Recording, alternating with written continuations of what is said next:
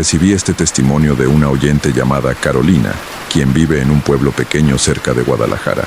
Lo que me contó sobre su experiencia cuando era niña me dejó pensando durante días. Si alguna vez has vivido algo inexplicable en tu infancia, algo que todavía te persigue hasta el día de hoy, me encantaría que lo compartieras en los comentarios. A veces estas memorias nos acompañan toda la vida buscando ser contadas. Ahora, déjame llevarte a una casa antigua en un pueblo olvidado, donde Carolina y su familia vivieron algo que ninguno de ellos ha podido explicar hasta el día de hoy. Me llamo Carolina y tengo 34 años. Lo que voy a contar sucedió cuando tenía 11, pero lo recuerdo con una claridad que me aterra. Hay cosas que la memoria debería permitirnos olvidar, pero esta no es una de ellas. Era el verano de 2001. Mis padres acababan de divorciarse y mi madre decidió que necesitábamos un cambio radical. Vendió nuestro apartamento en Guadalajara y, con ese dinero y sus ahorros, compró una casa antigua en un pueblo llamado San Isidro, a unas 2 horas de la ciudad. Decía que sería bueno para nosotros, más tranquilo, más económico, que podríamos empezar de nuevo. Yo no quería ir, tenía amigas en la ciudad, mi escuela, mi vida, pero no me dieron opción. Así que a finales de julio, mi madre, mi hermano menor Tomás, que entonces tenía 8 años, y yo nos mudamos a San Isidro. La casa era enorme, mucho más grande que nuestro apartamento. Tenía 2 pisos, 6 habitaciones, un patio trasero con árboles frutales y un sótano que mi madre dijo que usaríamos como bodega. Era hermosa, sí, pero había algo en ella que me incomodaba desde el primer momento. No puedo explicarlo, era como si la casa te observara. Lo que más me llamó la atención fueron los espejos. Había espejos por todas partes, en cada habitación, en cada pasillo, algunos pequeños, otros enormes que iban del piso al techo. Espejos antiguos con marcos ornamentados, dorados, plateados, algunos de madera tallada. Cuando pregunté a mi madre por qué había tantos, ella se encogió de hombros. Los dueños anteriores debían gustarles los espejos. Son hermosos, ¿no crees? Decorativos. Hacen que la casa se vea más grande, pero a mí no me gustaban. Había algo perturbador en ver tu reflejo constantemente, en cada esquina a la que volteabas. Los primeros días fueron caóticos. Desempacar, acomodar muebles, limpiar el polvo acumulado. La casa había estado vacía durante casi 2 años, según nos dijo el agente inmobiliario. Los dueños anteriores se habían ido abruptamente, pero no dio más detalles. Mi habitación estaba en el 2.º piso, al final del pasillo. Era espaciosa, con una ventana grande que daba al patio trasero. Y, por supuesto, tenía un espejo. Un espejo antiguo de marco dorado que cubría casi toda la pared frente a mi cama. Le pedí a mi madre que lo quitara. «¿Por qué? Es precioso», dijo ella. «No me gusta. Me da miedo». «Carolina, no seas ridícula. Es solo un espejo. Pero está justo frente a mi cama. No quiero verme cuando me despierte». Mi madre suspiró, cansada. «Está bien. Lo cubriremos con una sábana si tanto te molesta. Pero no lo vamos a quitar. Está fijo a la pared y probablemente dañaríamos el yeso». Esa noche, colgamos una sábana blanca sobre el espejo. Quedó cubierto completamente. Me sentí un poco mejor. La primera semana fue extrañamente tranquila. Exploramos el pueblo, conocimos a los vecinos, compramos lo necesario para la casa. Tomás parecía adaptarse bien. Yo extrañaba mi vida anterior, pero intentaba hacer el esfuerzo. Todo cambió la 8ª noche. Me desperté sin razón aparente. Era tarde, pasada la medianoche según el reloj en mi mesita de noche. La casa estaba en completo silencio. Me quedé acostada, mirando el techo, preguntándome qué me había despertado. Entonces lo noté. La sábana que cubría el espejo estaba en el suelo. Me senté en la cama, con el corazón latiéndome más rápido. Debió haberse caído, pensé. Estaba mal colgada. Eso es todo. Pero mientras miraba el espejo ahora descubierto, vi algo que hizo que mi sangre se helara. Mi reflejo no estaba haciendo lo mismo que yo. Yo estaba sentada en la cama, mirando el espejo, pero mi reflejo estaba acostado, de lado, mirándome directamente. Parpadeé, 1 vez, 2 veces. Mi reflejo no parpadeó, solo me miraba con ojos muy abiertos, sin moverse. Grité, Mi madre llegó corriendo, encendiendo luces en el pasillo. Entró a mi habitación, con el cabello despeinado y expresión preocupada. ¿Qué pasa? ¿Qué pasa? Señalé el espejo con mano temblorosa. El espejo, mi reflejo estaba... Pero cuando volví a mirar, mi reflejo era normal. Yo sentada en la cama, señalando. Mi madre de pie junto a la puerta. Todo correcto. Carolina, ¿qué te pasa?, preguntó mi madre, acercándose. Yo vi... No sabía cómo explicarlo. Sonaba ridículo incluso en mi mente. La sábana se cayó. Mi madre miró la sábana en el piso. Debió estar mal colgada. Ven, te ayudo a ponerla de nuevo. No quiero cubrirlo. Quiero que lo quites. Carolina, ya hablamos de esto. Por favor. Estaba al borde de las lágrimas. Por favor, mamá, hay algo mal con ese espejo. Mi madre me miró con esa expresión que usan los adultos cuando piensan que estás siendo irracional, pero no quieren ser duros contigo. Está bien, mañana vemos cómo quitarlo sin dañar la pared. Por esta noche, ¿quieres dormir conmigo? Asentí. Dormí en la habitación de mi madre esa noche, acurrucada contra ella como cuando era pequeña. A la mañana siguiente, mi madre intentó quitar el espejo, pero resultó que estaba pegado a la pared con algún tipo de adhesivo industrial. Incluso llamamos a un vecino que trabajaba en construcción para que nos ayudara. Después de una hora de intentos, nos dijo que la única forma de quitarlo sería romperlo, y eso podría ser peligroso además de traer mala suerte, según él. Son 7 años de mala suerte si rompes un espejo, dijo, medio en broma, medio en serio. Mi madre decidió dejarlo, pero me cambió de habitación. Me mudé a una más pequeña al otro lado del pasillo. Esta habitación solo tenía un espejo pequeño sobre el tocador, fácil de cubrir. Pensé que eso resolvería el problema, pero solo lo empeoró, porque si bien yo ya no estaba en la habitación con el espejo grande, la habitación seguía ahí, al otro lado del pasillo.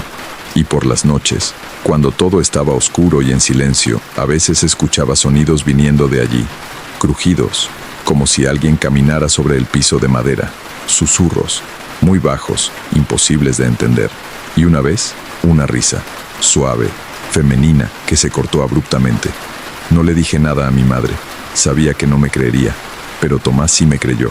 Una tarde, 2 semanas después de mudarnos, Tomás vino a mi habitación. Se veía asustado. Caro, ¿puedo contarte algo raro? Claro, ¿qué pasa? Se sentó en mi cama, abrazando sus rodillas.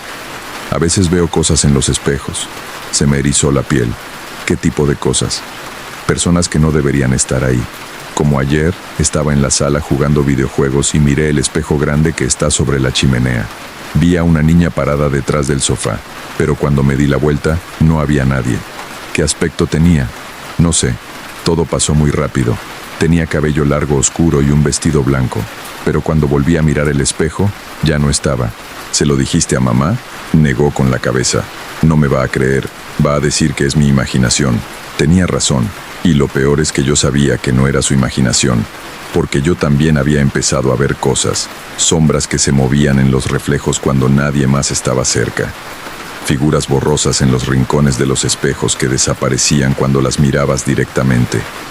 Y rostros. Solo por un segundo, una fracción de segundo, aparecía un rostro que no era el tuyo mirándote desde el cristal. Le dije a Tomás que teníamos que ser cuidadosos, que no deberíamos estar solos cerca de los espejos grandes, que si veíamos algo extraño, no deberíamos mirarlo fijamente. ¿Por qué no?, preguntó. No lo sé, solo siento que es lo correcto, pero no seguí mi propio consejo. Fue una noche de viernes, 3 semanas después de mudarnos. Mi madre había salido a cenar con unas amigas nuevas del pueblo.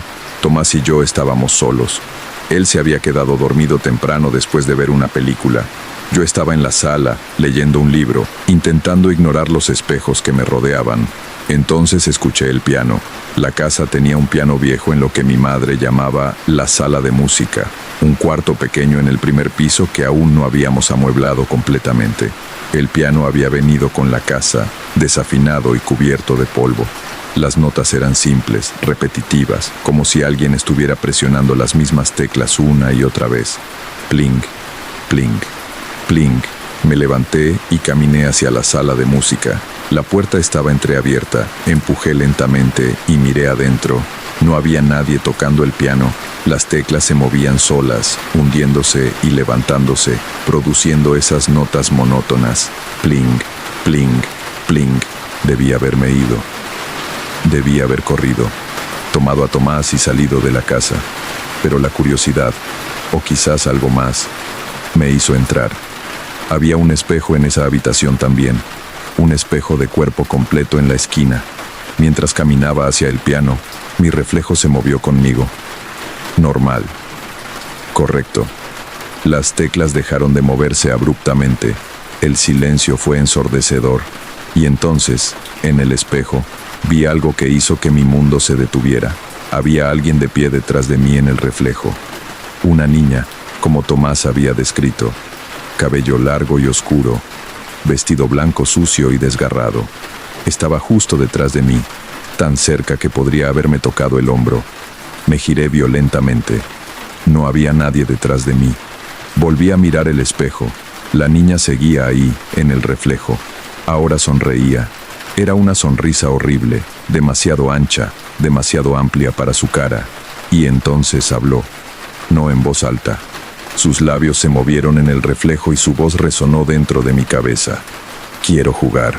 Retrocedí tropezando con mis propios pies. Caí al suelo. El espejo estaba a unos metros de distancia ahora, pero podía ver claramente la escena reflejada. La niña estaba arrodillada junto a mí en el reflejo, acercando su cara a la mía. ¿Por qué no juegas conmigo? Llevo tanto tiempo sola. Aléjate, grité, mi voz rompiendo. Todos se fueron. Los de antes se fueron, pero ustedes se quedaron. Finalmente alguien se quedó. Me arrastré hacia atrás, hacia la puerta. La niña en el espejo me seguía, moviéndose con movimientos entrecortados, poco naturales, como una marioneta. No te vayas. Si te vas, me voy a enojar. No te va a gustar cuando me enojo. Llegué a la puerta. Me puse de pie y corrí. Corrí hacia las escaleras. Subí de dos en dos. Entré a la habitación de Tomás y cerré la puerta con seguro. Tomás se despertó sobresaltado. «¿Caro? ¿Qué pasa?» «Tenemos que irnos de esta casa», dije entre jadeos. «Hay algo malo aquí, algo muy malo». Tomás se levantó de la cama, asustado por mi tono. «¿Qué viste?» «Una niña, en el espejo. Habló conmigo». «Tomás, no era mi imaginación, era real». «Te creo», dijo él rápidamente. «Te creo porque yo también la he visto más veces, no solo esa vez. La veo casi todas las noches en el espejo de mi habitación. A veces solo me mira, otras veces mueve los labios como si estuviera hablando, pero no escucho nada. Nos quedamos ahí, en su habitación, esperando a que mi madre volviera. Pero las horas pasaban y ella no llegaba. Intenté llamarla, pero su celular estaba apagado. Alrededor de las 2 de la mañana, escuchamos un golpe, luego otro y otro. Venía del pasillo. Sonaba como si alguien estuviera golpeando las puertas una por una, acercándose. Bang, bang, bang. Cada golpe más cerca, más fuerte. «Está viniendo hacia acá», susurró Tomás, con los ojos muy abiertos. Bang, bang, bang. La puerta de la habitación contigua. Bang, bang, bang. Nuestra puerta. Y entonces, silencio. Esperamos. 30 segundos. 1 minuto. 2 minutos. Nada. Y entonces escuchamos su voz. No dentro de nuestras cabezas esta vez. Era una voz real, viniendo del otro lado de la puerta. La voz de una niña pequeña, cantando. «Los niños buenos juegan conmigo. Los niños malos se tienen que ir. 1, 2, 3. ¿Quién se quiere esconder? 4, 5, 6. Los voy a encontrar». La canción continuó una y otra vez durante lo que pareció horas. Tomás y yo nos abrazamos, temblando, llorando en silencio. Finalmente escuchamos el auto de mi madre entrando al garaje, la puerta principal abriéndose, sus pasos en las escaleras. La canción se detuvo inmediatamente. Mi madre tocó nuestra puerta. «Niños, ¿por qué están juntos? ¿Pasa algo?» Abrí la puerta y me lancé a sus brazos. «Mamá, tenemos que irnos de esta casa. Por favor, por favor». No podemos quedarnos aquí. Le contamos todo, cada detalle. Al principio pensó que habíamos tenido pesadillas compartidas, pero cuando vio lo aterrorizados que estábamos, lo serios que éramos, su expresión cambió. Voy a investigar sobre esta casa mañana, dijo finalmente. Pero por esta noche dormimos todos juntos en mi habitación. ¿De acuerdo? Asentimos. A la mañana siguiente mi madre fue al archivo municipal y al periódico local para investigar la historia de nuestra casa. Lo que encontró fue perturbador. La casa había sido construida en 1920 por una familia adinerada. En 1952 vivía ahí una pareja con su hija única, una niña de 7 años llamada Lucía. La madre era una mujer obsesionada con la belleza y la apariencia. Llenó la casa de espejos para, según ella, multiplicar la belleza. Pero Lucía nació con una deformidad facial, una malformación en su boca que le daba una apariencia perturbadora. Su madre, avergonzada, la mantenía encerrada en la casa. No iba a la escuela, no tenía amigos. Solo estaba ella y los espejos. Los vecinos de la época reportaron que a veces escuchaban a la niña llorando, rogando que la dejaran salir, pero su madre insistía en que todo estaba bien. Una noche de 1959 hubo un incendio en el sótano. Cuando los bomberos llegaron, encontraron a los padres a salvo afuera, pero Lucía seguía adentro, atrapada en su habitación en el segundo piso. Su madre había cerrado la puerta con llave desde afuera. Lucía murió en ese incendio. Solo tenía 14 años. Los padres fueron investigados, pero nunca acusados formalmente. Se mudaron del pueblo y la casa quedó abandonada durante años. Desde entonces, había tenido varios dueños, pero ninguno duraba más de unos meses. Todos reportaban cosas extrañas, sonidos, apariciones, voces, pero los agentes inmobiliarios siempre minimizaban estos reportes, desesperados por vender la propiedad maldita. Cuando mi madre nos contó esto, supe que no podíamos quedarnos. Y para mi alivio, ella estuvo de acuerdo. Vamos a perder dinero, dijo. Pero no vale la pena vivir con miedo en tu propia casa. Esa misma semana pusimos la casa en venta. Mientras tanto, nos fuimos a vivir con mi abuela en Guadalajara. Volvimos a la casa solo una vez más para recoger el resto de nuestras cosas. Fue durante el día, con las luces encendidas y todos los espejos cubiertos con sábanas. Pero mientras empacaba en mi antigua habitación, aquella con el espejo grande que no pudimos quitar, sentí una presencia. Lentamente, levanté la mirada hacia la sábana que cubría el espejo. La sábana se estaba moviendo, como si hubiera una brisa, pero no había ventanas abiertas. Y entonces vi una pequeña protuberancia, como si alguien estuviera presionando desde el otro lado, desde dentro del espejo. Salí de esa habitación y nunca volví a entrar. Eventualmente, después de 6 meses, alguien compró la casa. Una pareja joven sin hijos. Mi madre intentó advertirles, pero pensaron que eran solo supersticiones. No sé qué les pasó. No quiero saberlo. Han pasado 23 años desde entonces. Ahora vivo en Monterrey. Tengo mi propia familia, una vida normal. Pero hay algo que nunca he podido superar: mi relación con los espejos. No tengo ninguno en mi casa, ni uno solo. Mi esposo piensa que es una excentricidad. Mis hijos se quejan a veces, pero yo no puedo. Simplemente no puedo tener espejos a mi alrededor, porque a veces cuando paso frente a una ventana en la noche y veo mi reflejo, o cuando entro a un baño público con grandes espejos, veo algo por el rabillo del ojo. Una niña con cabello oscuro y vestido blanco, parada justo detrás de mí, sonriendo. Y aunque sé que cuando me gire no habrá nadie ahí, esa imagen me persigue, me perseguirá siempre, porque Lucía no quería que nos fuéramos, y creo que una parte de ella nunca me dejó ir. Esa fue la experiencia que Carolina vivió hace más de 2 décadas. Me dijo que escribirla fue catártico, que quizás compartirla ayude a otras personas que han pasado por algo similar a sentirse menos solas. Si tú también tienes una historia sobre casas embrujadas, sobre espejos o sobre cualquier experiencia paranormal que te marcó, déjamela en los comentarios. Cada historia merece ser escuchada y respetada. Gracias por acompañarme hasta aquí. Descansa bien y nos escuchamos en la siguiente historia.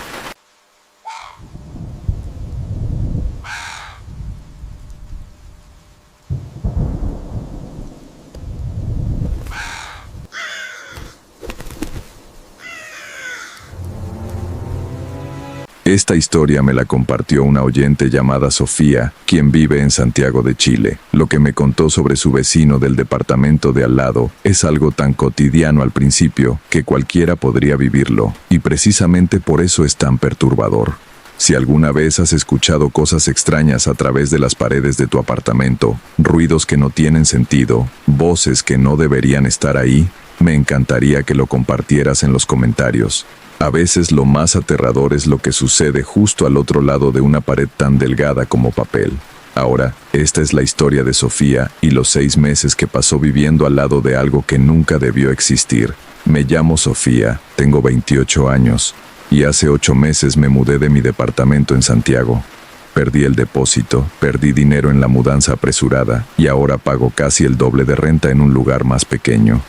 Pero no me importa, porque no podía quedarme ni un día más en ese lugar. No podía seguir viviendo al lado de él. Encontré el departamento en marzo de 2023. Era perfecto para mi presupuesto. Un ambiente en el barrio de Ñuñoa, segundo piso de un edificio antiguo pero bien mantenido. Tenía buena luz natural, estaba cerca del metro, y el edificio era tranquilo. Principalmente gente mayor y algunas parejas jóvenes, sin hijos. El departamento de al lado estaba vacío cuando me mudé. El portero, don Guillermo, me dijo que el inquilino anterior se había ido hacía como un mes. ¿Sabes por qué se fue?, pregunté, más por curiosidad que por preocupación. Don Guillermo se encogió de hombros. No dio razones. Solo dijo que necesitaba irse urgentemente. Pagó la penalización por romper el contrato y se fue en 2 días. No pensé mucho en ello. La gente se muda todo el tiempo por trabajo, problemas personales, lo que sea. El departamento de al lado permaneció vacío durante mis primeras 3 semanas. Era agradable, silencioso. Podía trabajar desde casa sin distracciones. Soy diseñadora gráfica freelance y dormir bien por las noches. Pero entonces, a finales de marzo, alguien se mudó al departamento contiguo. Lo supe porque escuché el ruido de muebles siendo arrastrados, voces de cargadores, lo típico de una mudanza. Era un sábado por la tarde. Decidí ser amable e ir a presentarme una vez que terminaran. Toqué la puerta alrededor de las 6 de la tarde. Nadie contestó. Toqué de nuevo. Nada. Podía escuchar un televisor o radio encendido adentro, así que sabía que había alguien. Tal vez estaban cansados de la mudanza y no querían atender. Lo entendí. Esa noche, alrededor de las 11, escuché música. No fuerte, pero lo suficientemente clara como para atravesar la pared que compartíamos. Era música antigua, de los años 50 o 60, canciones en español que sonaban como boleros. Bien, pensé, mi vecino tiene gustos musicales retro, no es problema. No estaba tan alto como para molestar, pero la música continuó. 11:30, medianoche, 12:30, 1 de la madrugada. A las 2 de la madrugada, finalmente golpeé la pared. Oye, es muy tarde, baja la música. La música se detuvo inmediatamente. Gracias, murmuré, y me volví a dormir. La noche siguiente, domingo, la música comenzó de nuevo. Misma hora, 11 de la noche, mismas canciones antiguas. Y continuó hasta las 2 de la madrugada cuando volví a golpear la pared. Esto se convirtió en un patrón. Cada noche, 11 de la noche hasta las 2 de la madrugada, siempre la misma música, siempre se detenía cuando yo golpeaba la pared. Después de una semana de esto, decidí confrontar a mi vecino directamente. Toqué su puerta un martes por la tarde. Esta vez, alguien contestó. La puerta se abrió apenas una rendija. Pude ver parte de una cara, un hombre, tal vez de 40 y tantos años, con barba descuidada y ojos cansados. Sí, su voz era ronca, como si acabara de despertar. Hola, soy Sofía. Vivo en el departamento de al lado. Solo quería presentarme y también, bueno, la música por las noches es un poco fuerte. ¿Podrías bajarle el volumen después de las 11? Él me miró fijamente durante unos segundos sin parpadear. No pongo música, dijo finalmente. ¿Qué? Sí pones música. Todas las noches. Canciones antiguas, boleros. No pongo música. Nunca pongo música. Pero yo la escucho claramente a través de la pared. No soy yo, dijo, y cerró la puerta en mi cara. Me quedé ahí parada, confundida y molesta. ¿Por qué mentir sobre algo tan obvio? Esa noche, a las 11 en punto, la música comenzó de nuevo. Esta vez presté más atención. Definitivamente venía del departamento de al lado. Podía escucharla más fuerte cuando ponía mi oído contra la pared compartida. Pero había algo más. Entre las canciones podía escuchar voces, como si hubiera gente conversando. Una voz masculina y una femenina, hablando en tonos bajos, ocasionalmente riendo. ¿Mi vecino tenía visitas? ¿Por eso negó poner música? ¿Estaba avergonzado de tener fiestas nocturnas? A las 2 de la madrugada, golpeé la pared más fuerte de lo usual. La música se detuvo, pero las voces continuaron. Ahora sonaban diferentes. Ya no conversaban, sonaban como si estuvieran discutiendo. La voz femenina se elevaba, alterada. La masculina respondía en tonos duros, y entonces escuché algo que hizo que mi piel se erizara. Un grito femenino agudo, cortado abruptamente. Luego, silencio total. Me levanté de la cama, con el corazón latiendo rápido. Acababa de escuchar lo que pensé que escuché. ¿Debería llamar a la policía? Esperé, con el oído pegado a la pared. Nada. Silencio completo. Tal vez estaban viendo una película. Tal vez fue algo en la televisión. Eso tenía sentido. Pero no pude volver a dormir esa noche. A la mañana siguiente, miércoles, salí temprano a trabajar en una cafetería. Necesitaba salir del departamento. Cuando volví por la tarde me crucé con don Guillermo en el lobby. Don Guillermo, ¿usted conoce al nuevo inquilino del departamento al lado del mío? ¿El del 2B? Sí, claro, el señor Muñoz. ¿Por qué? ¿Vive solo? Sí, hasta donde yo sé. ¿Hay algún problema? Es que escucho voces por las noches, como si tuviera visitas, y música fuerte. Don Guillermo frunció el ceño. Qué raro. Yo nunca lo veo con nadie. De hecho, casi nunca lo veo salir. Sale muy temprano en la mañana, como a las 6, y vuelve tarde por la noche. Es muy reservado. ¿Y antes de él? ¿El inquilino anterior también era ruidoso? Don Guillermo dudó. Mira, no me gusta hablar de los inquilinos, pero el que vivía antes que el señor Muñoz también se quejaba de ruidos, pero de ruidos que venían del departamento cuando estaba vacío. Decía que escuchaba cosas a través de la pared. ¿Qué tipo de cosas? Música, voces, pasos. Pero cuando yo entraba a revisar el departamento vacío, nunca había nada. Pensé que estaba imaginando cosas, o que los sonidos venían de otro lado y él se confundía. Un escalofrío me recorrió. ¿Cuántos inquilinos han vivido en mi departamento en los últimos años? En tu departamento, el 2A, has sido la quinta inquilina en 3 años. ¿Quinta? ¿Por qué se fueron los demás? Diferentes razones. Pero, ahora que lo mencionas, varios se quejaron de ruidos molestos, del departamento de al lado. ¿Y el 2B? ¿Cuántos inquilinos ha tenido? Don Guillermo se rascó la cabeza. El señor Muñoz es el tercero en 6 meses. Antes de él hubo una pareja joven que duró 2 meses. Y antes, un estudiante que se fue después de 3 semanas. Algo no estaba bien. Había un patrón aquí. Esa noche decidí grabar. Configuré mi teléfono para grabar audio toda la noche. Lo dejé en el buró junto a la pared compartida. A las 11 en punto la música comenzó puntualmente. La grabación la captó clara. Canciones antiguas en español, boleros, como había pensado, y las voces. La grabación las captó también. Una conversación entre un hombre y una mujer, pero no podía distinguir las palabras, solo el tono, amigable al principio, luego más tenso, luego argumentativo, y a las 2:17 de la madrugada, el grito, captado perfectamente en la grabación, un grito femenino de terror absoluto, seguido por un golpe sordo y luego silencio. A la mañana siguiente, tomé la grabación y fui directamente a la policía. El carabinero que me atendió escuchó la grabación con expresión seria. ¿Y dice que esto viene del departamento de su vecino? Sí, todas las noches. La misma secuencia. Música, conversación, discusión, grito. ¿Ha visto a su vecino con alguna mujer? No, el portero dice que vive solo. Pero claramente hay alguien más ahí, o trae visitas diferentes cada noche. El carabinero anotó la dirección. Vamos a hacer una visita de bienestar, solo para verificar que todo esté bien. Volví a mi departamento con una mezcla de alivio y ansiedad. Finalmente alguien iba a investigar. Esa tarde, 2 carabineros llegaron al edificio. Yo observaba desde la mirilla de mi puerta mientras tocaban al 2B. Mi vecino, el señor Muñoz, abrió la puerta. Los carabineros hablaron con él. No podía escuchar la conversación, pero vi que lo dejaban entrar al departamento.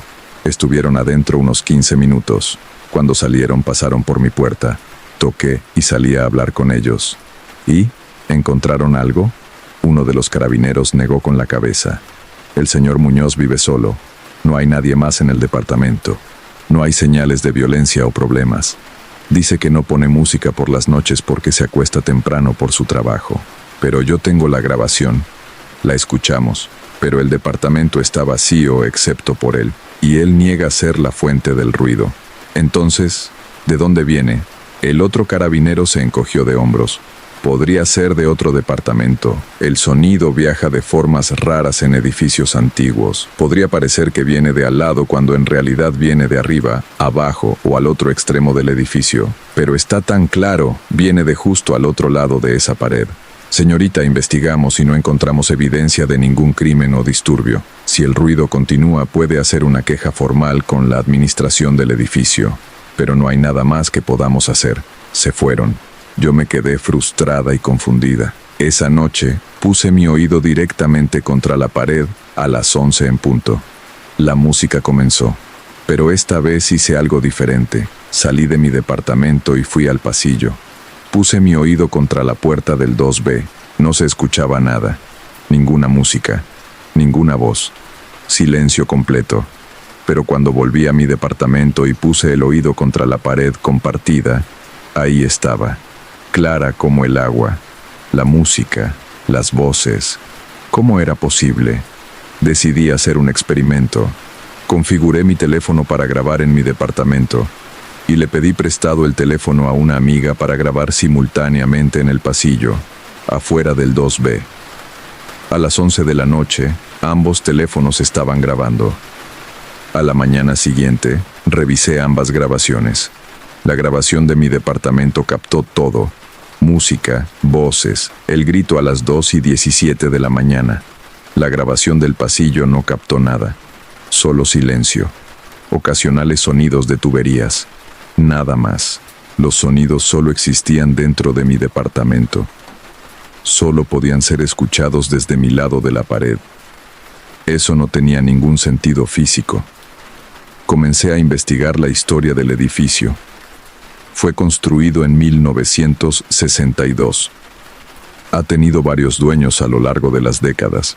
La mayoría de los registros eran difíciles de conseguir, pero encontré algo en los archivos de periódicos de la Biblioteca Nacional. En 1968 hubo un asesinato en ese edificio. Una mujer joven de 24 años, llamada Alicia Ramírez, fue asesinada por su novio en uno de los departamentos. Él la había estrangulado durante una discusión. La mató alrededor de las 2 de la madrugada. Los vecinos escucharon gritos pero pensaron que era solo una pelea de pareja y no intervinieron.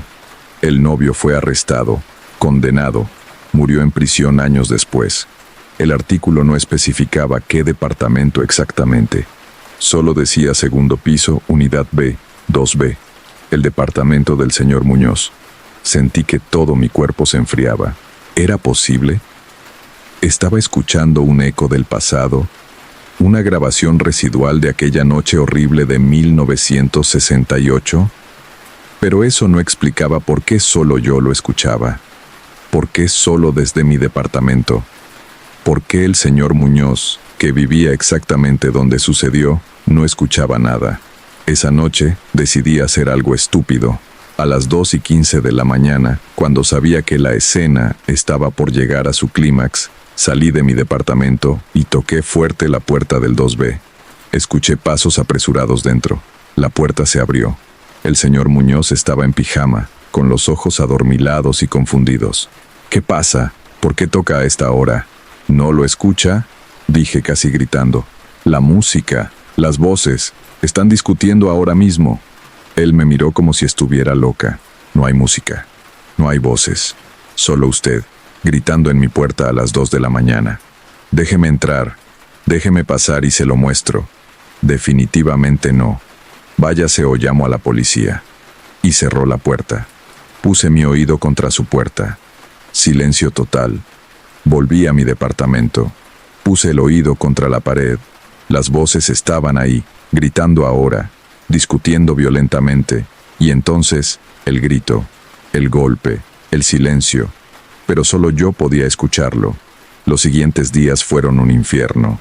No podía dormir. La falta de sueño me estaba afectando. Cometía errores en mi trabajo. Me veía demacrada. Y entonces, una noche, algo cambió. Era viernes, las 11 de la noche. La música comenzó como siempre, pero esta vez, después de unos minutos, escuché algo nuevo. La voz femenina, muy clara, diciendo mi nombre. Sofía. Me congelé. Sofía, ¿puedes escucharme? Esto nunca había pasado antes. Siempre era solo la misma conversación, la misma discusión, la misma secuencia. Nunca me había hablado directamente. Alicia, susurré. Eres Alicia Ramírez. Finalmente sabes mi nombre. He estado tratando de llegar a ti. Eres la primera que realmente escucha. ¿Qué quieres? Necesito que sepas la verdad. Sobre lo que pasó. Sobre lo que sigue pasando. ¿Qué verdad? Él no se fue. Después de matarme. Después de ir a prisión. Después de morir. No se fue. Todavía está aquí. En este departamento. Y cada vez que alguien nuevo se muda al lado, lo escucho. Escucho cómo planea, cómo espera, cómo prepara. ¿Prepara qué? Hacerlo de nuevo. Nunca se arrepintió. Solo lamentó que lo atraparan. Y ahora que está muerto, que no puede ser capturado, quiere hacerlo de nuevo. Y de nuevo. Y de nuevo. El señor Muñoz es solo el recipiente más reciente. Él no lo sabe todavía. Pero cada noche mientras duerme, él entra, se instala, poco a poco. Y un día, el señor Muñoz despertará y no será más el señor Muñoz. Será él, Roberto, mi asesino, y buscará a alguien nuevo. ¿Por qué me estás diciendo esto? Porque eres la siguiente. Te he visto. Cómo te mira cuando sales. Cómo encuentra excusas para estar en el pasillo cuando tú estás. Ya te eligió. Solo está esperando el momento correcto. Mi sangre se heló. Recordé las pocas veces que me había cruzado con el señor Muñoz en el pasillo. Cómo sus ojos me seguían un segundo más de lo normal. Cómo a veces lo sentía mirando por su mirilla cuando yo salía. Tienes que irte. Ahora, esta noche, no esperes. Una vez que esté completamente instalado, será demasiado tarde, y nadie te creerá, como nadie me creyó cuando pedí ayuda antes de que me matara. ¿Cómo puedo ayudarte? ¿Cómo puedo liberarte? No puedes. Yo estoy atrapada aquí, condenada a revivir mi muerte cada noche. Pero tú puedes salvarte. Vete. Vete ahora. La voz se desvaneció. La música continuó unos minutos más y luego se detuvo. No esperé hasta la mañana. Empaqué una maleta con lo esencial esa misma noche. A las 4 de la madrugada salí del departamento silenciosamente. Mientras cerraba mi puerta con llave, escuché algo que confirmó cada palabra de Alicia. La puerta del 2B se abrió lentamente. El señor Muñoz, o lo que fuera que ahora habitaba en él, estaba parado en su umbral. Pero no era el mismo hombre. Algo en su postura, en sus ojos, era diferente. ¿A dónde vas, Sofía? Su voz era diferente también, más profunda, más fría. No respondí. Solo corrí hacia las escaleras. Me quedé en un hotel esa noche. A la mañana siguiente, llamé al dueño del departamento y le dije que me iba inmediatamente, que podía quedarse con el depósito y el mes pagado. No me importaba. Solo necesitaba salir del contrato. Recogí mis cosas con la ayuda de 2 amigos durante el día, cuando sabía que el señor Muñoz estaba en el trabajo. Don Guillermo me ayudó, confundido pero comprensivo. No volví nunca más. 2 meses después me enteré por don Guillermo, a quien le había dado mi número, que el señor Muñoz había sido arrestado. Una mujer joven del edificio lo había denunciado por acecho. Habían encontrado fotos de ella en su departamento, fotos tomadas sin su conocimiento. La investigación reveló que tenía antecedentes, acusaciones previas de acoso, nada que hubiera llegado a condena, pero un patrón claro. La mujer tuvo suerte, lo denunció a tiempo. Don Guillermo también me dijo que mi antiguo departamento, el 2A, seguía vacío. Nadie había durado más de 2 semanas desde que me fui. Todos se quejaban de lo mismo, ruidos, voces, música por las noches. Y todos eventualmente eran acechados por el inquilino del 2B, porque Roberto sigue ahí, buscando, esperando, usando a cualquier alma lo suficientemente desafortunada como para mudarse al 2B como su vehículo. Y Alicia sigue atrapada, condenada a revivir su asesinato cada noche, tratando desesperadamente de advertir a las nuevas inquilinas antes de que sea demasiado tarde. A veces funciona. A veces, como conmigo, escuchan a tiempo. Otras veces, prefiero no pensar en las otras veces. Eso fue todo lo que Sofía quiso compartir. Me dijo que ahora vive en un edificio nuevo, más moderno, donde verifica cuidadosamente a todos sus vecinos antes de firmar cualquier contrato. Si alguna vez has vivido en un lugar donde sentiste que algo estaba tratando de advertirte, donde los sonidos que escuchabas eran mensajes desesperados, déjalo en los comentarios. A veces las víctimas del pasado intentan proteger a las del futuro, y a veces, escuchar esas advertencias puede salvarte la vida. Cuídate mucho, verifica siempre a tus vecinos y nos vemos en la siguiente historia.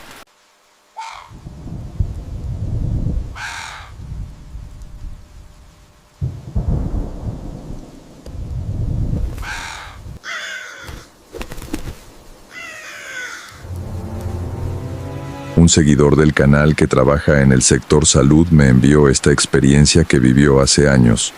Prefirió no dar su nombre real, así que lo llamaremos Daniel. Si tú también has trabajado turnos nocturnos en hospitales, clínicas o asilos, probablemente sabes que esos lugares tienen una energía diferente cuando cae la noche.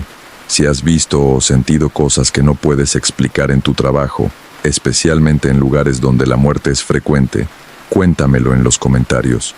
Estas historias siempre me parecen las más inquietantes porque vienen de gente que no cree en lo paranormal hasta que lo vive. Ahora, esto es lo que Daniel experimentó durante 3 meses trabajando como enfermero en el turno nocturno de un hospital infantil. Me gradué de enfermería con la convicción de ayudar a los niños. Siempre me llevé bien con ellos, tenía la paciencia que el trabajo requería, y sentía que podía hacer una diferencia real en sus vidas durante los momentos más difíciles. Así que cuando me ofrecieron un puesto en el Hospital Infantil San Rafael, lo acepté sin dudarlo. El hospital era viejo, construido en los años 50, había sido renovado parcialmente, pero la estructura original permanecía. Pasillos largos con pisos de baldosas desgastadas, ventanas altas con marcos de metal que crujían con el viento, y ese olor característico de los hospitales antiguos, desinfectante mezclado con algo más, algo que el tiempo deja en las paredes. Me asignaron al turno de noche en el ala de pediatría, 11 de la noche a 7 de la mañana. No era mi primera opción, pero los turnos nocturnos pagaban mejor y necesitaba el dinero para pagar mis préstamos estudiantiles. Mi primera noche fue tranquila, demasiado tranquila. El ala tenía capacidad para 30 pacientes, pero solo había 12 niños internados esa noche. La mayoría dormían profundamente, sedados o simplemente exhaustos por sus tratamientos. Recorría los pasillos cada hora, revisando monitores, ajustando sueros, asegurándome de que todos estuvieran estables. La enfermera que me entrenó esa primera semana se llamaba Rosa. Tenía casi 60 años y llevaba trabajando en ese hospital desde que se inauguró. Era profesional, eficiente, pero había algo en ella. Una tensión, como si estuviera constantemente alerta. Hay reglas para el turno de noche, me dijo durante mi segunda noche. No escritas, pero importantes. ¿Qué tipo de reglas?, pregunté pensando que hablaría sobre procedimientos médicos. Nunca dejes sola a la habitación 307. Si un paciente está allí, revísalo con más frecuencia de lo normal, cada media hora si es posible. ¿Por qué? Ella me miró con una expresión que no pude descifrar. Porque los niños en esa habitación tienen pesadillas. Todos, sin excepción. Y algunos no se despiertan de ellas. Pensé que estaba siendo supersticiosa. Rosa era de otra generación, cuando la gente creía más en esas cosas. Pero era mi supervisora, así que asentí. Otra cosa, continuó. Si escuchas a un niño llorando en el pasillo, verifica primero en las habitaciones. Si todos los niños están dormidos y el llanto continúa, ignóralo, no lo busques. ¿Qué? ¿Por qué no? Porque no encontrarás un niño, y lo que sí encuentres es mejor dejarlo en paz. Me reí incómodamente. Está bromeando, ¿verdad? Ella no sonrió. Ojalá estuviera bromeando, Daniel. Llevo 32 años trabajando aquí. He visto cosas. He aprendido que hay pacientes vivos y hay otros. Y durante la noche, a veces es difícil distinguirlos. No supe qué responder a eso. La tercera noche trabajé solo por primera vez. Rosa tenía el día libre. Estaba nervioso. No por sus advertencias extrañas, sino simplemente porque era mi primera noche sin supervisión directa. Todo fue bien hasta las 2 de la mañana. Estaba en la estación de enfermería, actualizando registros en la computadora, cuando escuché el llanto. Era suave, amortiguado, como si viniera de lejos. Un niño pequeño, no más de 4 o 5 años por el tono. Me levanté inmediatamente. Revisé el panel de monitoreo que mostraba qué habitaciones tenían pacientes. Luego caminé por el pasillo, verificando cada habitación una por una. Todos los niños estaban dormidos, profundamente. Algunos con monitores cardíacos que mostraban ritmos estables y tranquilos. Ninguno lloraba, pero el llanto continuaba. Venía del pasillo, más específicamente, del final del pasillo, donde estaba la habitación 307. Recordé las palabras de Rosa. Si todos los niños están dormidos y el llanto continúa, ignóralo. Pero no podía hacer eso. Era enfermero. Si un niño lloraba, necesitaba ayuda. Era mi trabajo. Caminé hacia el final del pasillo. El llanto se hacía más claro, más desesperado. Como si alguien estuviera asustado, perdido, necesitado. La habitación 307 estaba vacía esa noche, sin pacientes asignados. La puerta estaba cerrada, pero no con llave. El llanto venía definitivamente de adentro. Puse mi mano en la manija. Estaba fría, más fría de lo que debería estar, pero la giré y abrí la puerta. La habitación estaba oscura excepto por la luz tenue que entraba desde el pasillo. Podía ver la cama vacía, el monitor apagado, la silla junto a la ventana donde normalmente se sentaban los padres. Y en esa silla había un niño. Era pequeño, tal vez 4 años. Vestía un pijama de hospital azul pálido. Su cabello era oscuro y despeinado. Estaba sentado con las piernas colgando, demasiado cortas para tocar el suelo, meciéndose suavemente hacia adelante y atrás.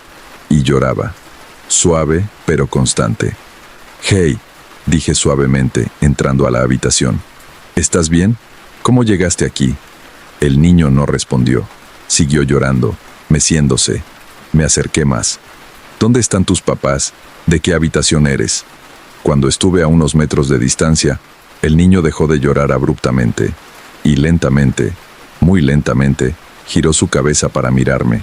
No tenía ojos, no había cuencas vacías, no había cicatrices, simplemente no había ojos, solo piel lisa donde deberían haber estado, pero de alguna manera sabía que me estaba mirando. «Ayúdame», dijo con voz pequeña y quebrada. «Me duele, todo me duele. Ayúdame, por favor». Retrocedí sin pensar. Mi espalda chocó contra la puerta que se había cerrado detrás de mí. Busqué la manija a ciegas sin apartar la vista del niño. «Me duele mucho», repitió, y comenzó a llorar de nuevo.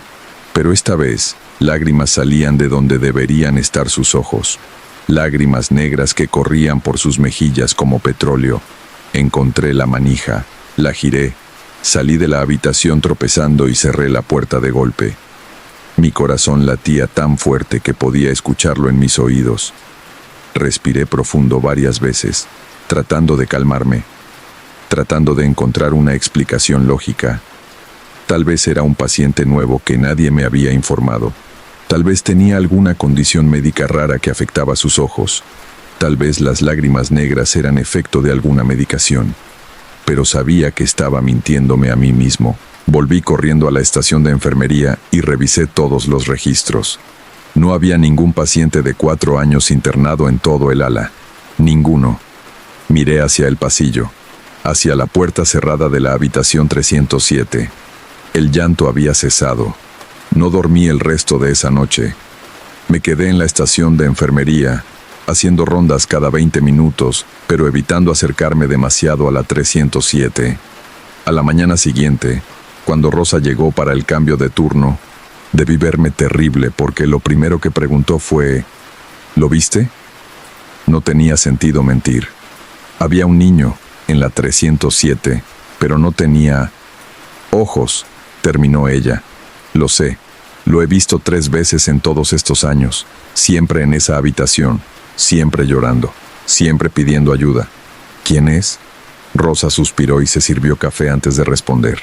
Hace 30 años, antes de que pusieran las nuevas regulaciones de seguridad, hubo un incendio en este hospital. Fue en la noche. Un cortocircuito en el ala de pediatría. Se propagó rápido.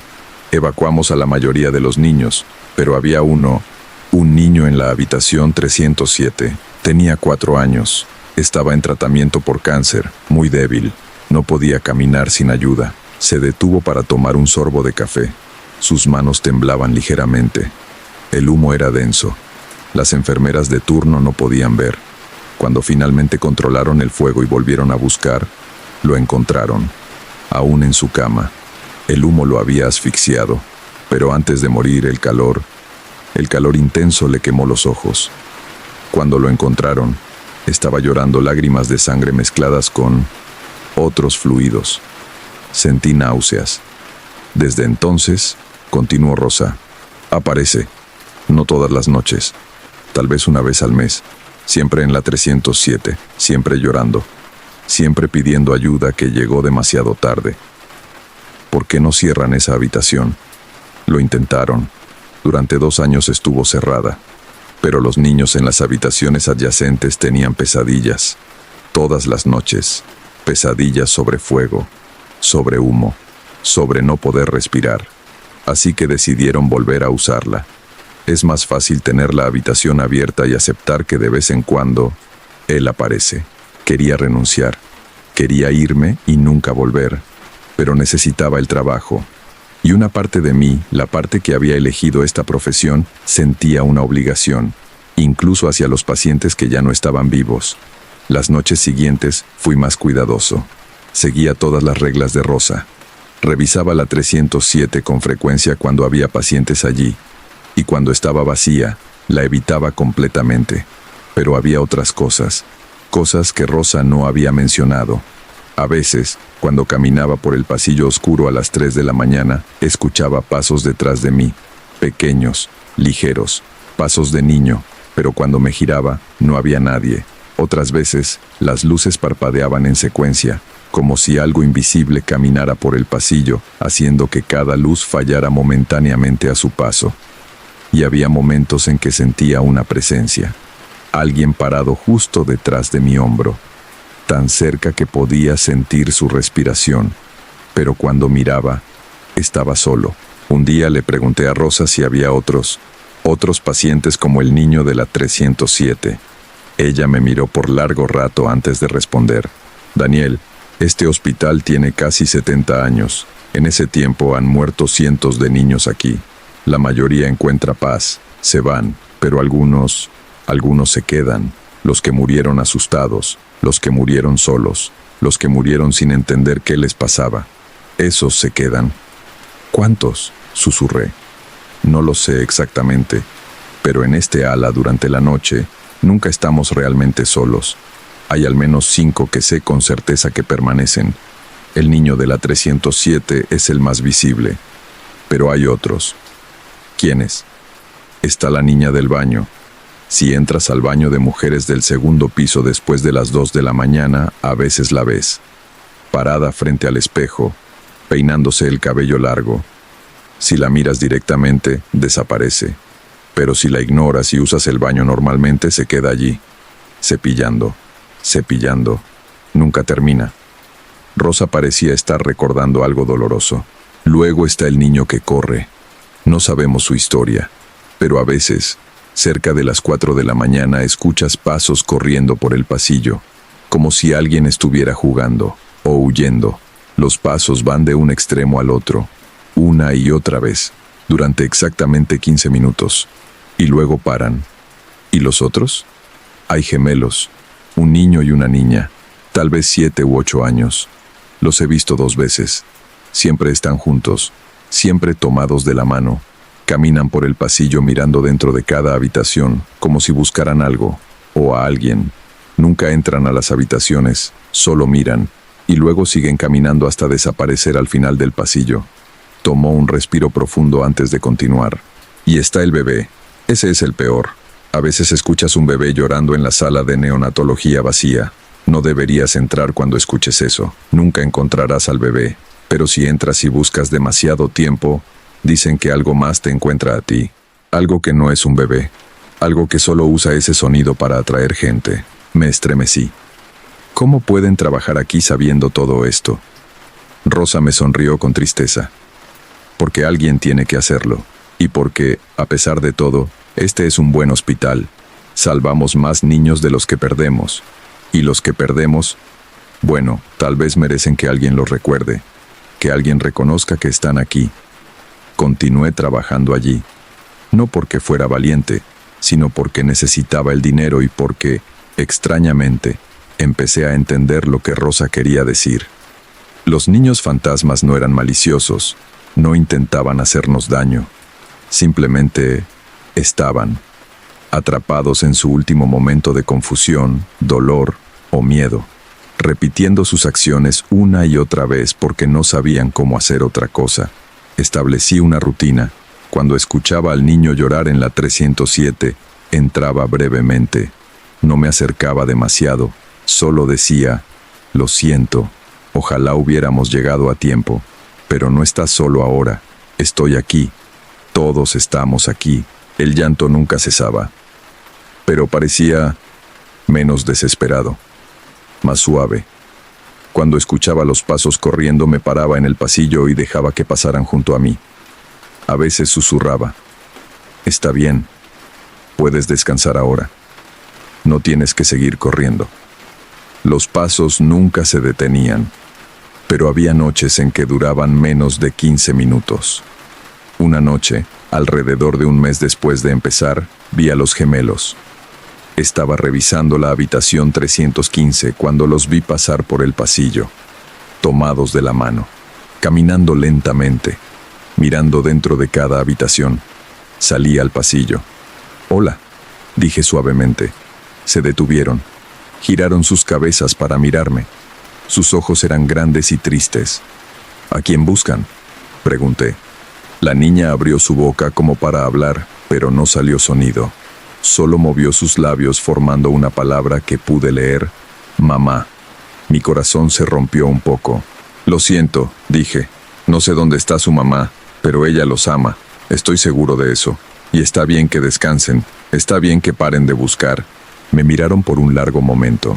Y luego, por primera vez según Rosa, hicieron algo diferente. La niña levantó su mano libre y me saludó con un pequeño gesto. Un adiós. Y desaparecieron. No se desvanecieron gradualmente.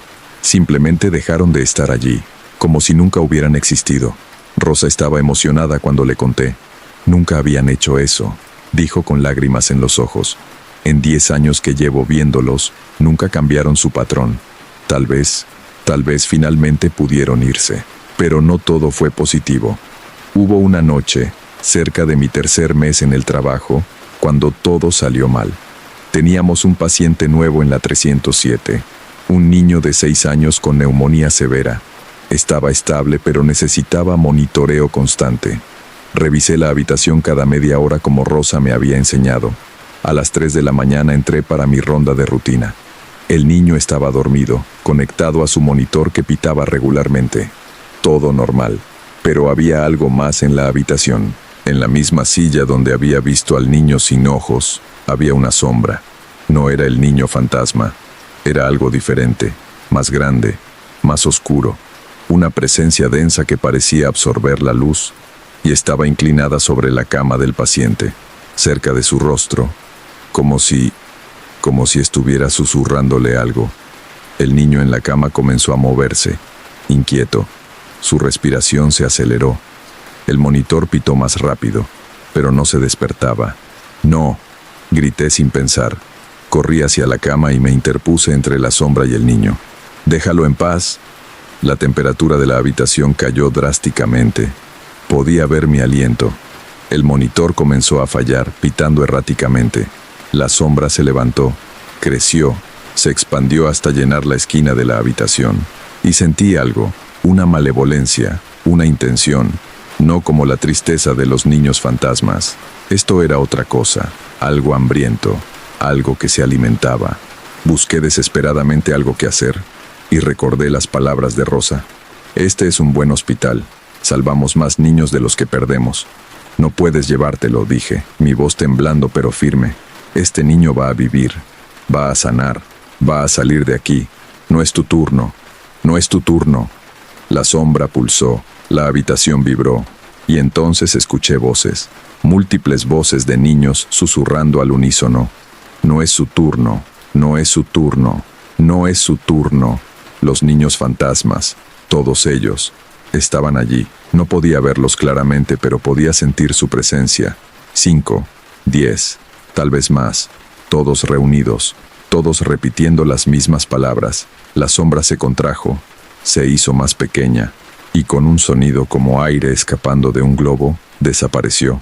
La temperatura volvió a la normalidad, el monitor se estabilizó, y el niño en la cama suspiró profundamente y se hundió en un sueño tranquilo. Me dejé caer en la silla temblando. Podía sentir las presencias de los niños fantasmas todavía allí, rodeándome, protegiendo. «Gracias», susurré. No hubo respuesta audible, pero sentí algo, una calidez, una aceptación, y luego ellos también se fueron. A la mañana siguiente, cuando Rosa llegó y le conté lo que había pasado, palideció. «Esa sombra», dijo, «la he visto antes, pocas veces. Viene cuando un niño está muy débil, muy cerca. Intenta acelerar el proceso, llevárselos antes de tiempo. Nunca había visto a los otros fantasmas defenderlos así. ¿Qué es esa cosa? No lo sé. Algo que vive en los hospitales, que se alimenta de la muerte, especialmente de la muerte prematura. Algo que no es humano ni nunca lo fue». Miré hacia la 307. El niño estaba despierto ahora, tomando desayuno, riendo con su madre que había llegado temprano. Viviría. La sombra no se lo había llevado. Trabajé en ese hospital durante 3 meses más. En ese tiempo aprendí los patrones, los horarios, las ubicaciones. Sabía cuándo esperar que el niño de la 307 lloraba cada 12 días, siempre alrededor de las 2 de la mañana. Los pasos corriendo sucedían los martes y jueves a las 4. La niña del espejo aparecía cada noche, consistente y silenciosa. Los gemelos, nunca los volví a ver después de aquella noche. Rosa pensaba que finalmente habían encontrado paz. Yo quería creerlo. Y la sombra apareció 2 veces más, pero cada vez, cuando me interponía y llamaba a los niños fantasmas, se retiraba. Era como si hubiera un equilibrio. La sombra podía acechar, podía intentar, pero los espíritus de los niños que se quedaron protegían a los que aún vivían. Renuncié después de esos 3 meses, no porque tuviera miedo, no porque no pudiera manejarlo, sino porque me di cuenta de que ese trabajo, ese lugar, requería algo de mí que no estaba preparado para dar a largo plazo. Rosa lo entendió. «Este lugar no es para todos», dijo cuando le entregué mi renuncia, «y no está mal admitirlo. Has hecho más bien aquí en 3 meses de lo que algunos hacen en años. Los niños, todos los niños, se sienten más seguros cuando estás aquí». «¿Encontrarán a alguien para reemplazarme?», pregunté. «Eventualmente. Siempre lo hacemos. Este hospital sobrevive porque hay gente dispuesta a trabajar en la oscuridad, literalmente y figurativamente». Mi última noche en el hospital fue tranquila. Hice mis rondas como siempre, revisé cada paciente, me aseguré de que todos estuvieran cómodos y seguros. Cuando llegó mi última hora, caminé por el pasillo vacío una última vez. Me detuve frente a la 307. La puerta estaba abierta, la habitación vacía y oscura. «Adiós», dije en voz baja. Siento no poder quedarme más tiempo, pero alguien más vendrá. Alguien que se preocupe. Siempre vendrá alguien. Desde la oscuridad de la habitación escuché un susurro, tan suave que casi lo imaginé. Gracias. No era la voz del niño sin ojos, era algo más, una colección de voces. Todos los niños que se quedaron, todos juntos. De nada, respondí, y me fui. Han pasado 5 años desde entonces. Trabajo en otro hospital ahora. Turno diurno, ala de adultos. Es más fácil, menos complicado, sin fantasmas que yo sepa, pero a veces, cuando trabajo tarde y los pasillos están vacíos y silenciosos, escucho pasos pequeños, pasos de niño, y siento una presencia familiar, como si algo me hubiera seguido, como si los niños fantasmas del Hospital San Rafael no hubieran terminado conmigo. No me asusta, en cierto modo, es reconfortante, saber que están ahí, que siguen protegiendo, que el equilibrio continúa, y cada 17 de noviembre, el aniversario de aquel incendio hace 30 años, enciendo una vela.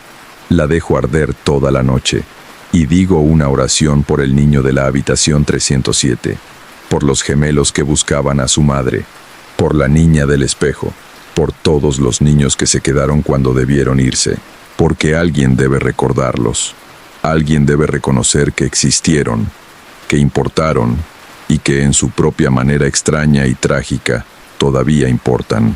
Esa fue la experiencia que Daniel compartió conmigo. Me dice que todavía siente la presencia de esos niños fantasmas ocasionalmente, como si mantuvieran una conexión con él. Si has trabajado en hospitales, asilos, morgues o cualquier lugar donde la muerte es frecuente y has experimentado cosas que no puedes explicar, me encantaría leer tu historia en los comentarios. A veces los lugares donde termina la vida se convierten en lugares donde algunos no pueden partir. Cuídate mucho y recuerda que no todos los que permanecen buscan hacernos daño. Algunos solo necesitan ser recordados. Nos vemos en la siguiente historia.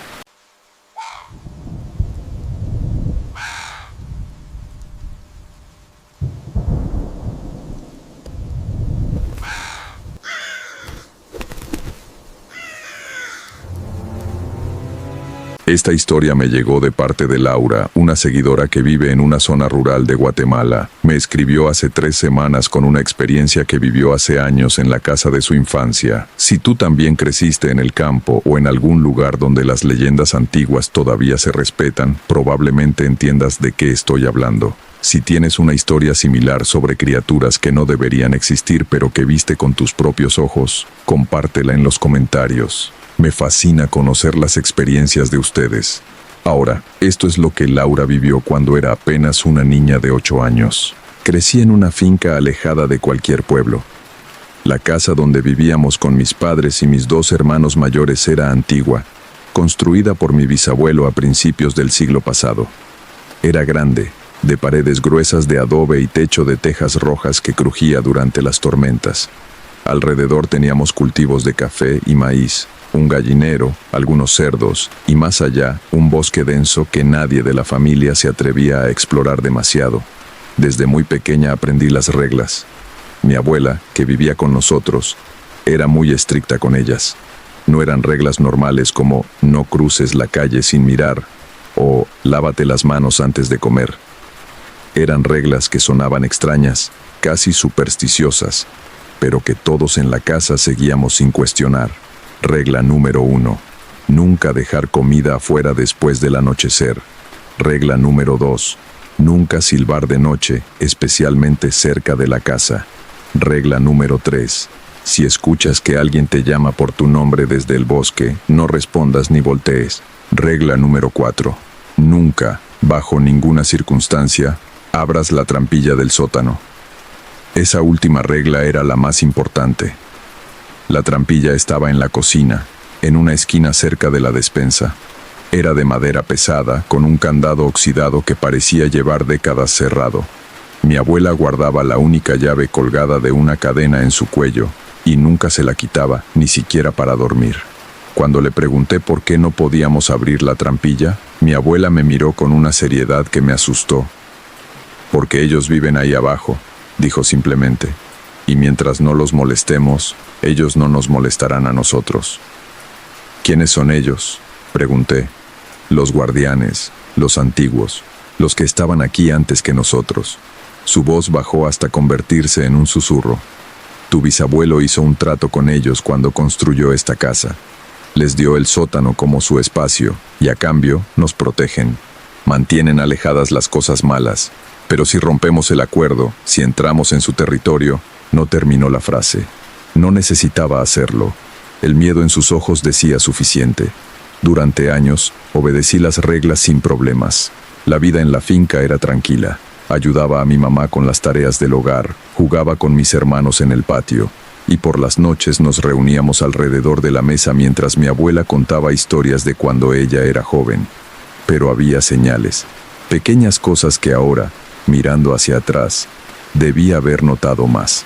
A veces, en las noches muy silenciosas, se escuchaban sonidos debajo de la casa, rasguños suaves, pasos pequeños y rápidos, susurros en un idioma que no reconocía. Mi papá decía que eran ratas o zarigüeyas que se metían bajo los cimientos, pero yo sabía que no eran animales. Los animales no susurran. También había momentos en que encontrábamos ofrendas junto a la trampilla, pequeños montoncitos de piedras pulidas, flores silvestres organizadas en patrones circulares. Una vez, encontré una figura tallada en madera que parecía representar a una persona, pero con proporciones extrañas. Brazos demasiado largos, dedos demasiado numerosos, una cabeza ligeramente inclinada hacia un lado. Mi abuela recogía estas ofrendas con cuidado y las quemaba en el patio trasero, murmurando oraciones en un español antiguo mezclado con palabras en un idioma que sonaba como el de los indígenas de la región, pero que era diferente, más áspero, más gutural. Todo cambió el verano en que cumplí 8 años. Mi abuela enfermó. Fue repentino y severo. Un día estaba bien, caminando por la casa, cocinando, contando sus historias. Al día siguiente, apenas podía levantarse de la cama. La fiebre la consumía. Deliraba, hablando con personas que no estaban allí, advirtiendo sobre cosas que ninguno de nosotros podía ver. Están inquietos, murmuraba entre sueños. Tienen hambre. Hace demasiado tiempo. Necesitan... Nunca terminaba esas frases antes de caer de nuevo en la inconsciencia. Mis padres trajeron al médico del pueblo más cercano. Examinó a mi abuela y no encontró nada específico. Podría ser su edad, dijo vagamente. A veces los ancianos simplemente se apagan. Pero yo sabía que era algo más. Todos lo sabíamos. La noche que todo empeoró fue una noche sin luna. El cielo estaba completamente negro, sin estrellas visibles. Una oscuridad tan densa que parecía sólida. Yo estaba en mi habitación, tratando de dormir, cuando escuché el primer golpe. Venía de abajo, no del piso inferior de la casa, sino de más abajo, del sótano que nunca habíamos abierto. Toc, toc, toc. 3 golpes espaciados, deliberados, como si alguien estuviera tocando una puerta desde el otro lado. Me senté en la cama, con el corazón latiendo fuerte. Esperé, conteniendo la respiración. Los golpes se repitieron, más fuerte esta vez. Toc, toc, toc. Escuché movimiento en la casa, pasos apresurados, voces susurrando urgentemente. Mis padres estaban despiertos. Me levanté y salí de mi habitación. Mis hermanos también habían salido de la suya, con caras pálidas y ojos muy abiertos. «Vuelvan a dormir», nos ordenó mi papá, pero su voz temblaba. Toc, toc, toc. Vime. Los golpes continuaron. Ahora venían acompañados de rasguños, como uñas largas arrastrándose sobre madera. Mi mamá corrió a la habitación de mi abuela. La encontró sentada en la cama, completamente despierta a pesar de su enfermedad, con los ojos fijos en la puerta. «Ya empezó», dijo mi abuela con voz ronca. «El hambre es demasiada. Rompimos algo sin querer. ¿Dejaron comida afuera?» Mi mamá palideció.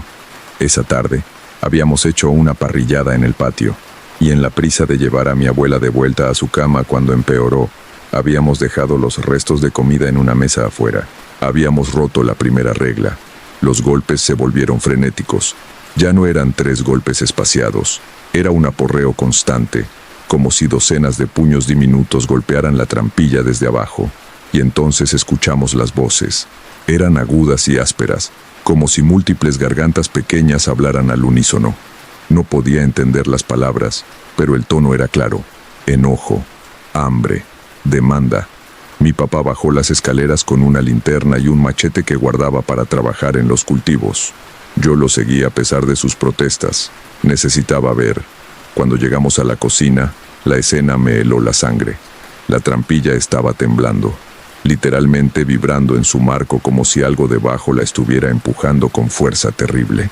El candado oxidado crujía, esforzándose por mantenerse cerrado. Alrededor de los bordes de la trampilla, donde la madera se encontraba con el piso de baldosas, salía un humo gris pálido que no olía a nada pero que hacía picar los ojos. Y las voces. Dios, las voces. Ya no eran solo sonidos incomprensibles.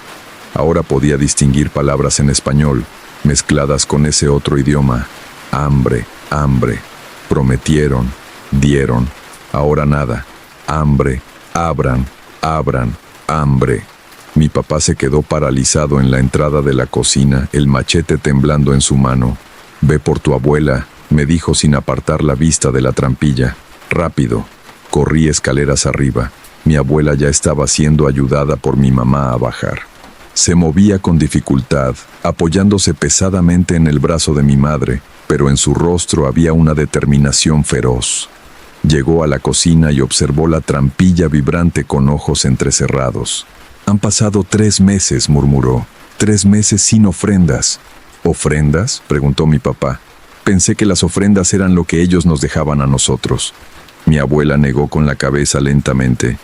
«No, hijo, esas eran señales, recordatorios del pacto.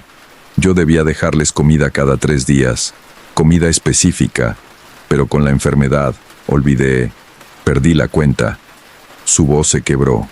La trampilla dejó de vibrar abruptamente.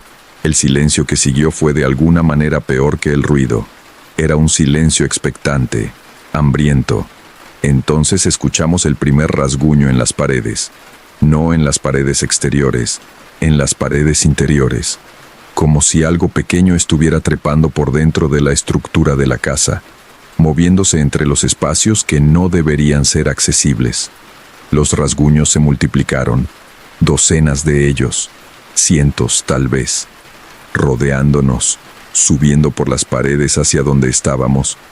«Necesitamos darles algo», dijo mi abuela urgentemente. «Ahora, antes de que salgan». «¿Salgan?». Mi mamá abrazó a mis hermanos contra ella. «¿Pueden salir? Si tienen suficiente hambre, si el pacto se rompe lo suficiente, sí, pueden». Mi abuela se llevó la mano a la cadena en su cuello, sacando la llave. Pero prefieren no hacerlo, prefieren permanecer abajo, en la oscuridad. Solo necesitan que recordemos el acuerdo. Los rasguños ahora venían de todas direcciones, del techo, de las paredes, del piso mismo bajo nuestros pies. Mi abuela abrió la despensa con manos temblorosas y comenzó a sacar comida, pan, frutas, carne seca, miel. La amontonaba en sus brazos sin orden ni lógica aparente. «Laura», me llamó. «Ven aquí». Me acerqué, aterrada pero obediente. «Vas a tener que aprender esto», dijo, mirándome directamente a los ojos. «Porque algún día, cuando yo no esté, tú serás quien mantenga el pacto». «¿Por qué yo?», susurré. «Porque eres la que tiene el don.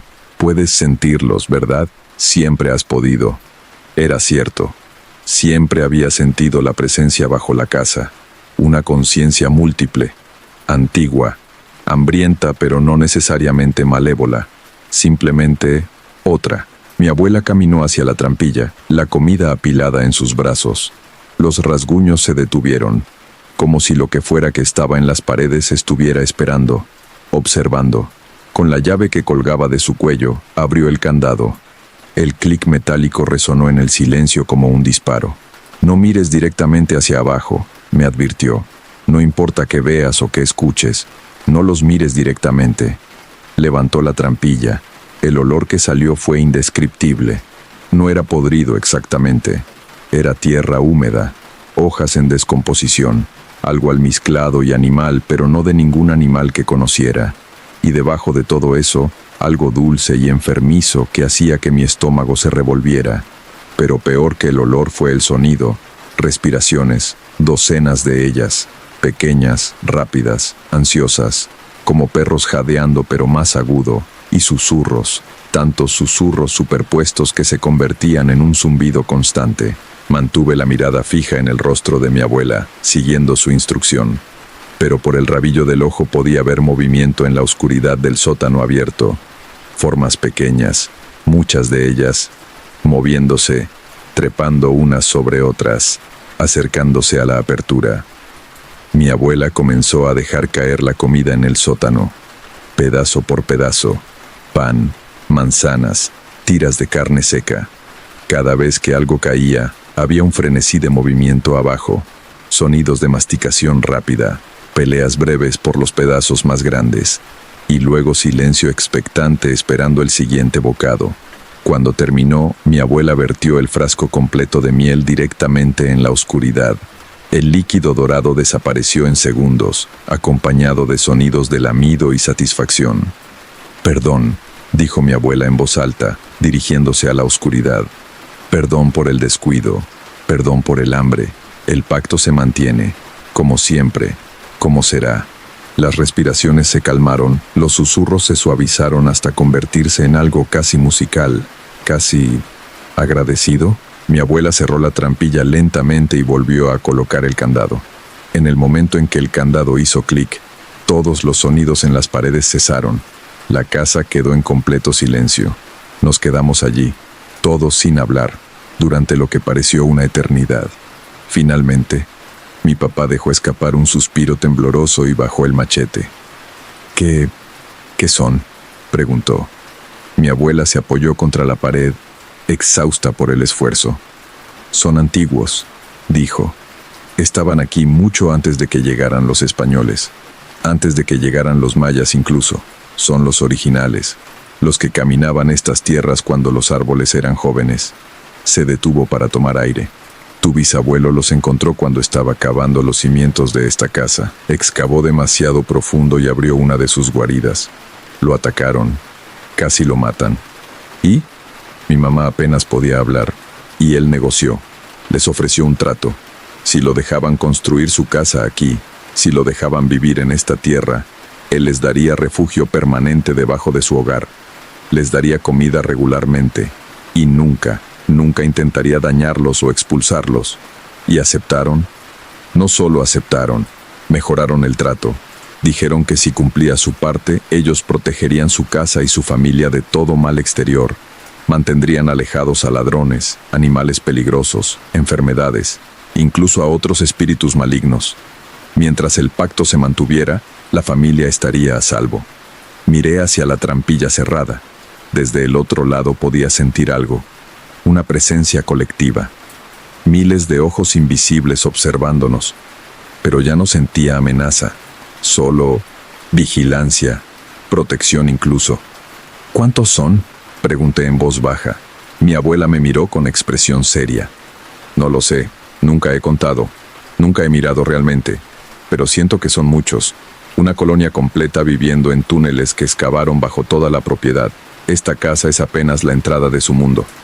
Durante las semanas siguientes mi abuela me enseñó todo sobre el pacto, cómo preparar las ofrendas, qué alimentos preferían, frutas dulces, miel, carne cruda, pan recién horneado, con qué frecuencia debían alimentarse, cada 3 días sin falta, y las otras reglas: nunca silbar de noche porque eso los irritaba, nunca dejar comida afuera porque eso confundía el acuerdo, nunca responder a voces del bosque porque esas no eran de ellos, sino de cosas que ellos mantenían alejadas. «¿Cómo se ven?», le pregunté una noche mientras preparábamos una ofrenda. Ella pensó por un largo momento antes de responder. «Solo los he visto una vez, cuando era más joven que tú. Cometí un error. Miré directamente hacia abajo cuando tu bisabuelo abrió la trampilla». Sus manos temblaron ligeramente mientras cortaba frutas. «Son pequeños, del tamaño de un gato grande tal vez, pero no son animales. Tienen forma vagamente humana. Caminan en 2 patas. Tienen manos con demasiados dedos. Sus caras…». Se detuvo. «Sus caras son casi humanas, pero los ojos son demasiado grandes. Y sus bocas…».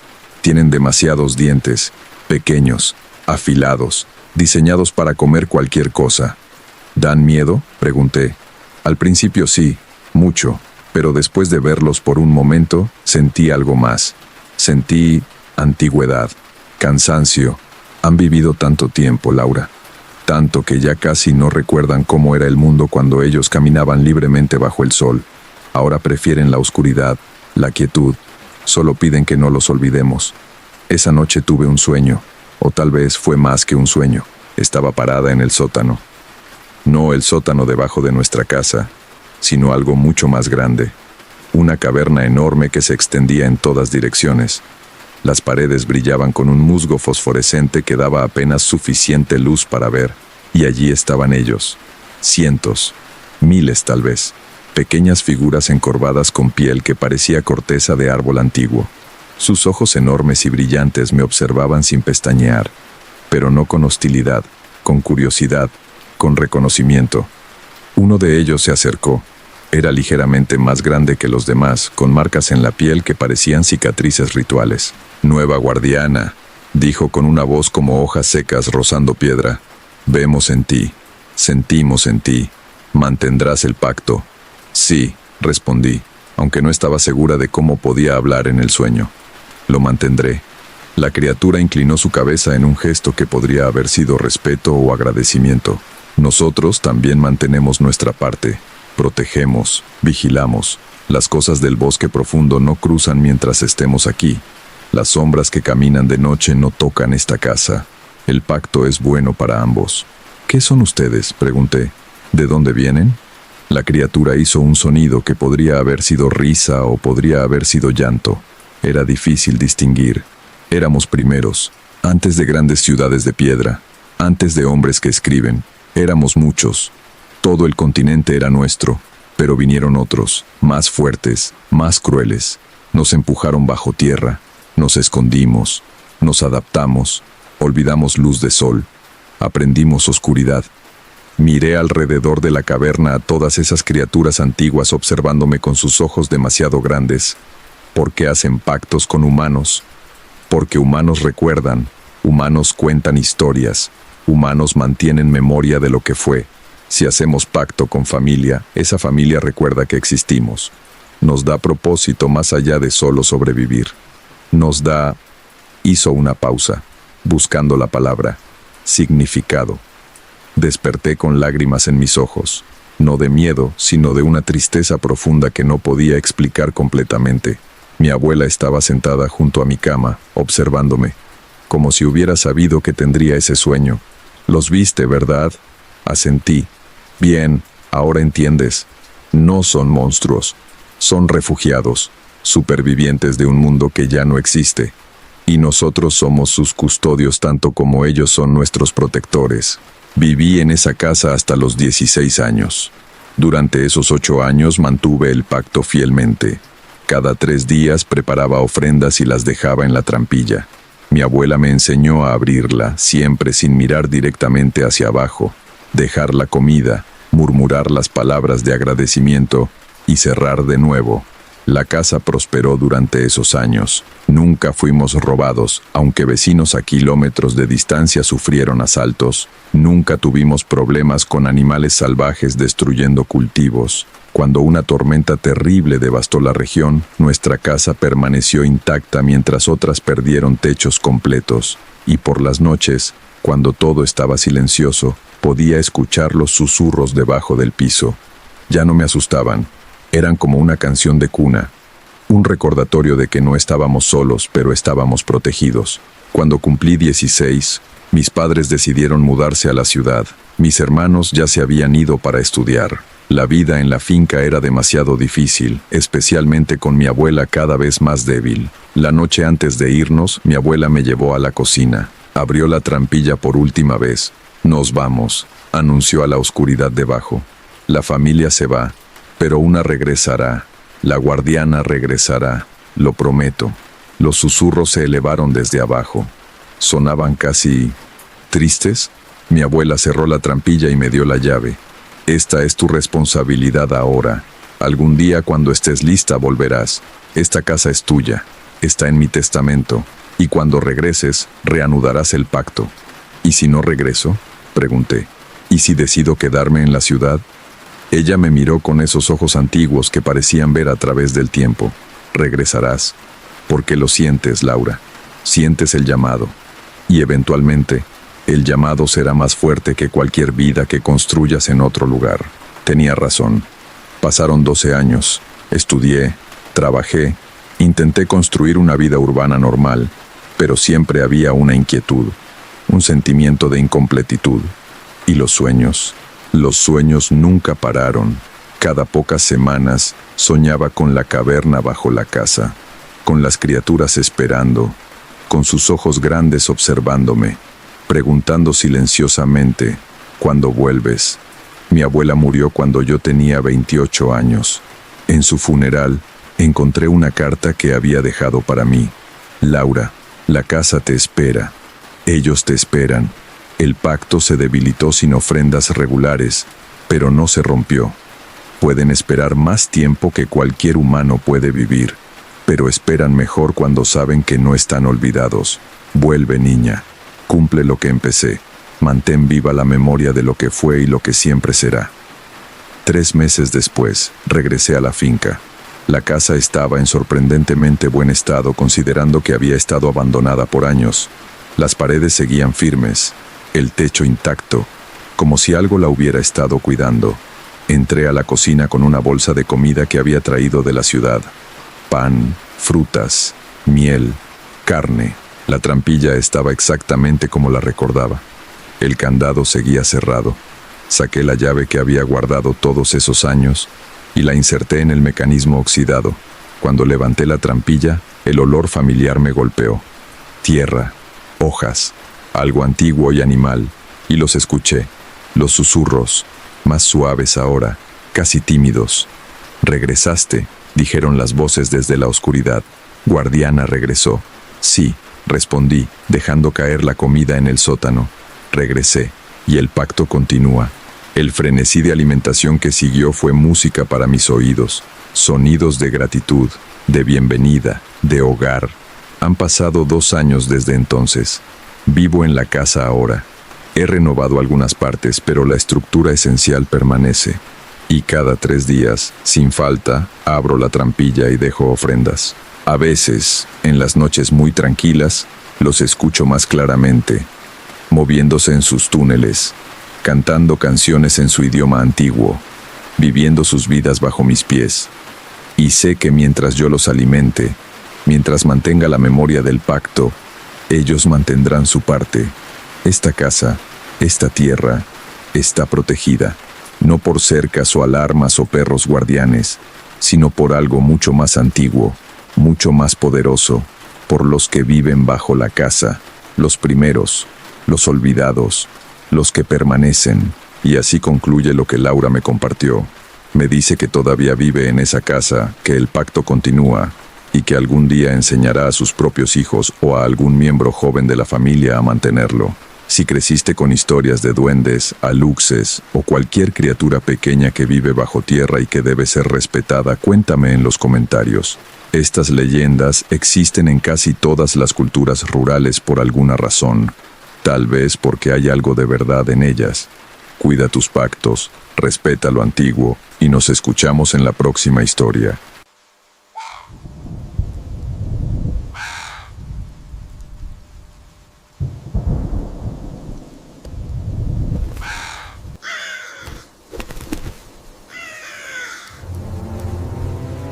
Un seguidor del canal me contactó hace unos días con una historia que involucra herencias familiares y secretos que deberían haberse llevado a la tumba. Lo llamaré Tomás para proteger su identidad.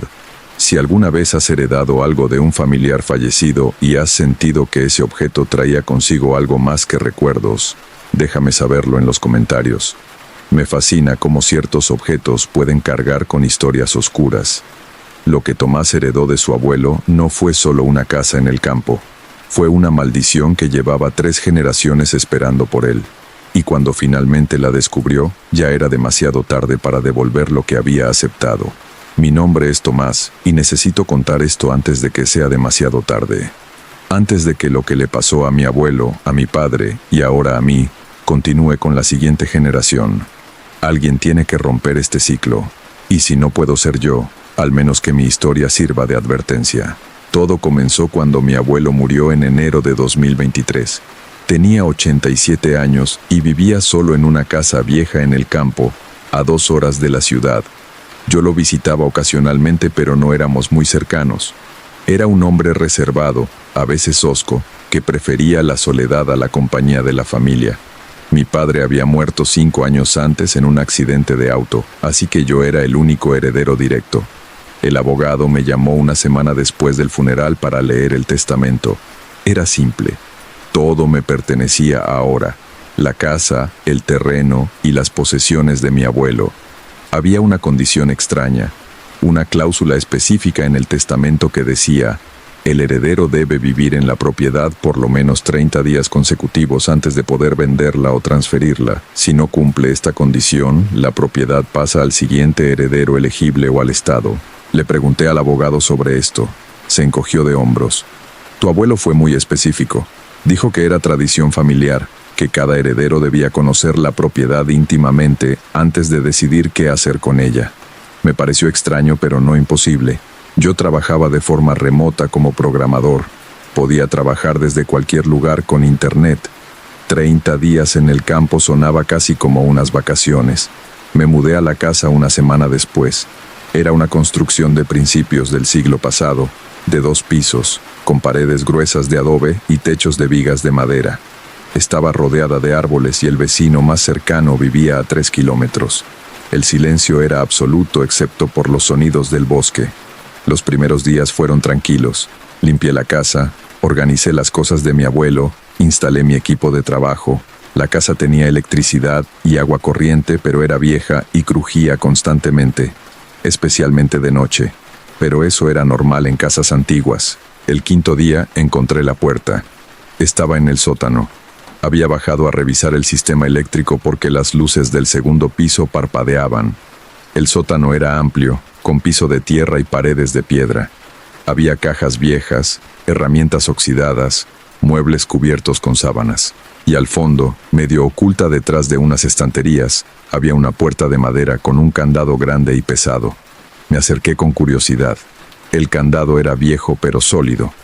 Busqué las llaves en las cosas de mi abuelo. Las encontré en un cajón de su escritorio, en un sobre que decía: no abrir. Nunca. Por supuesto lo abrí. Había solo una llave dentro. Antigua, de hierro negro, pesada. Bajé al sótano con ella esa misma noche.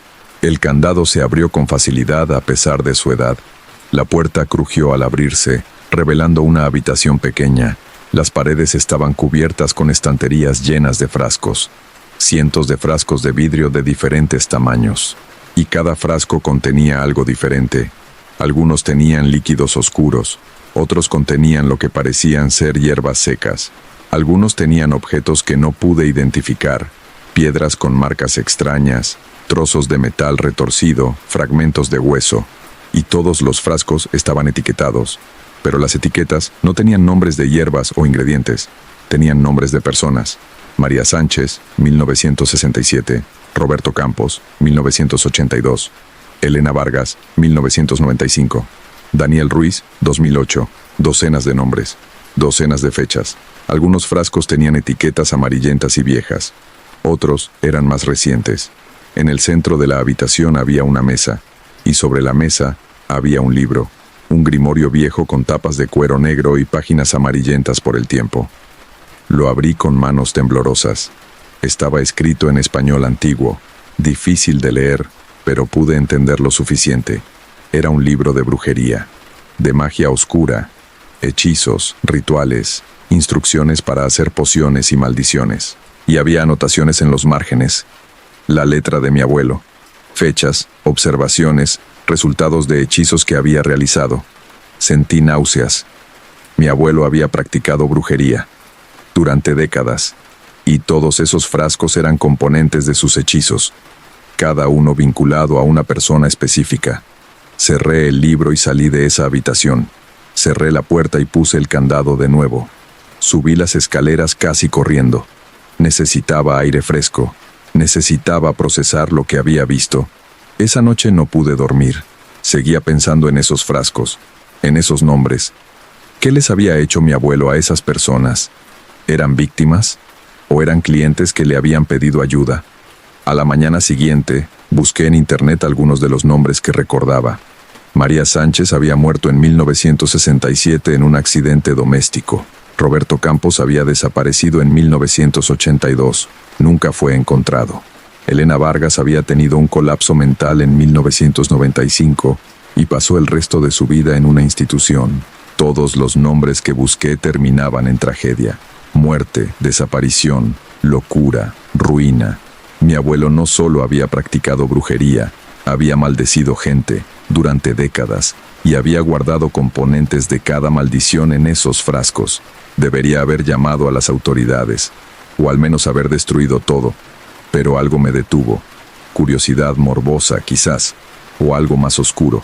Esa noche volví al sótano. Leí el grimorio más cuidadosamente. Las instrucciones eran detalladas. Cómo conseguir objetos personales de las víctimas, cómo preparar pociones, cómo realizar rituales bajo la luna llena, y lo más importante, cómo la magia oscura tenía un precio.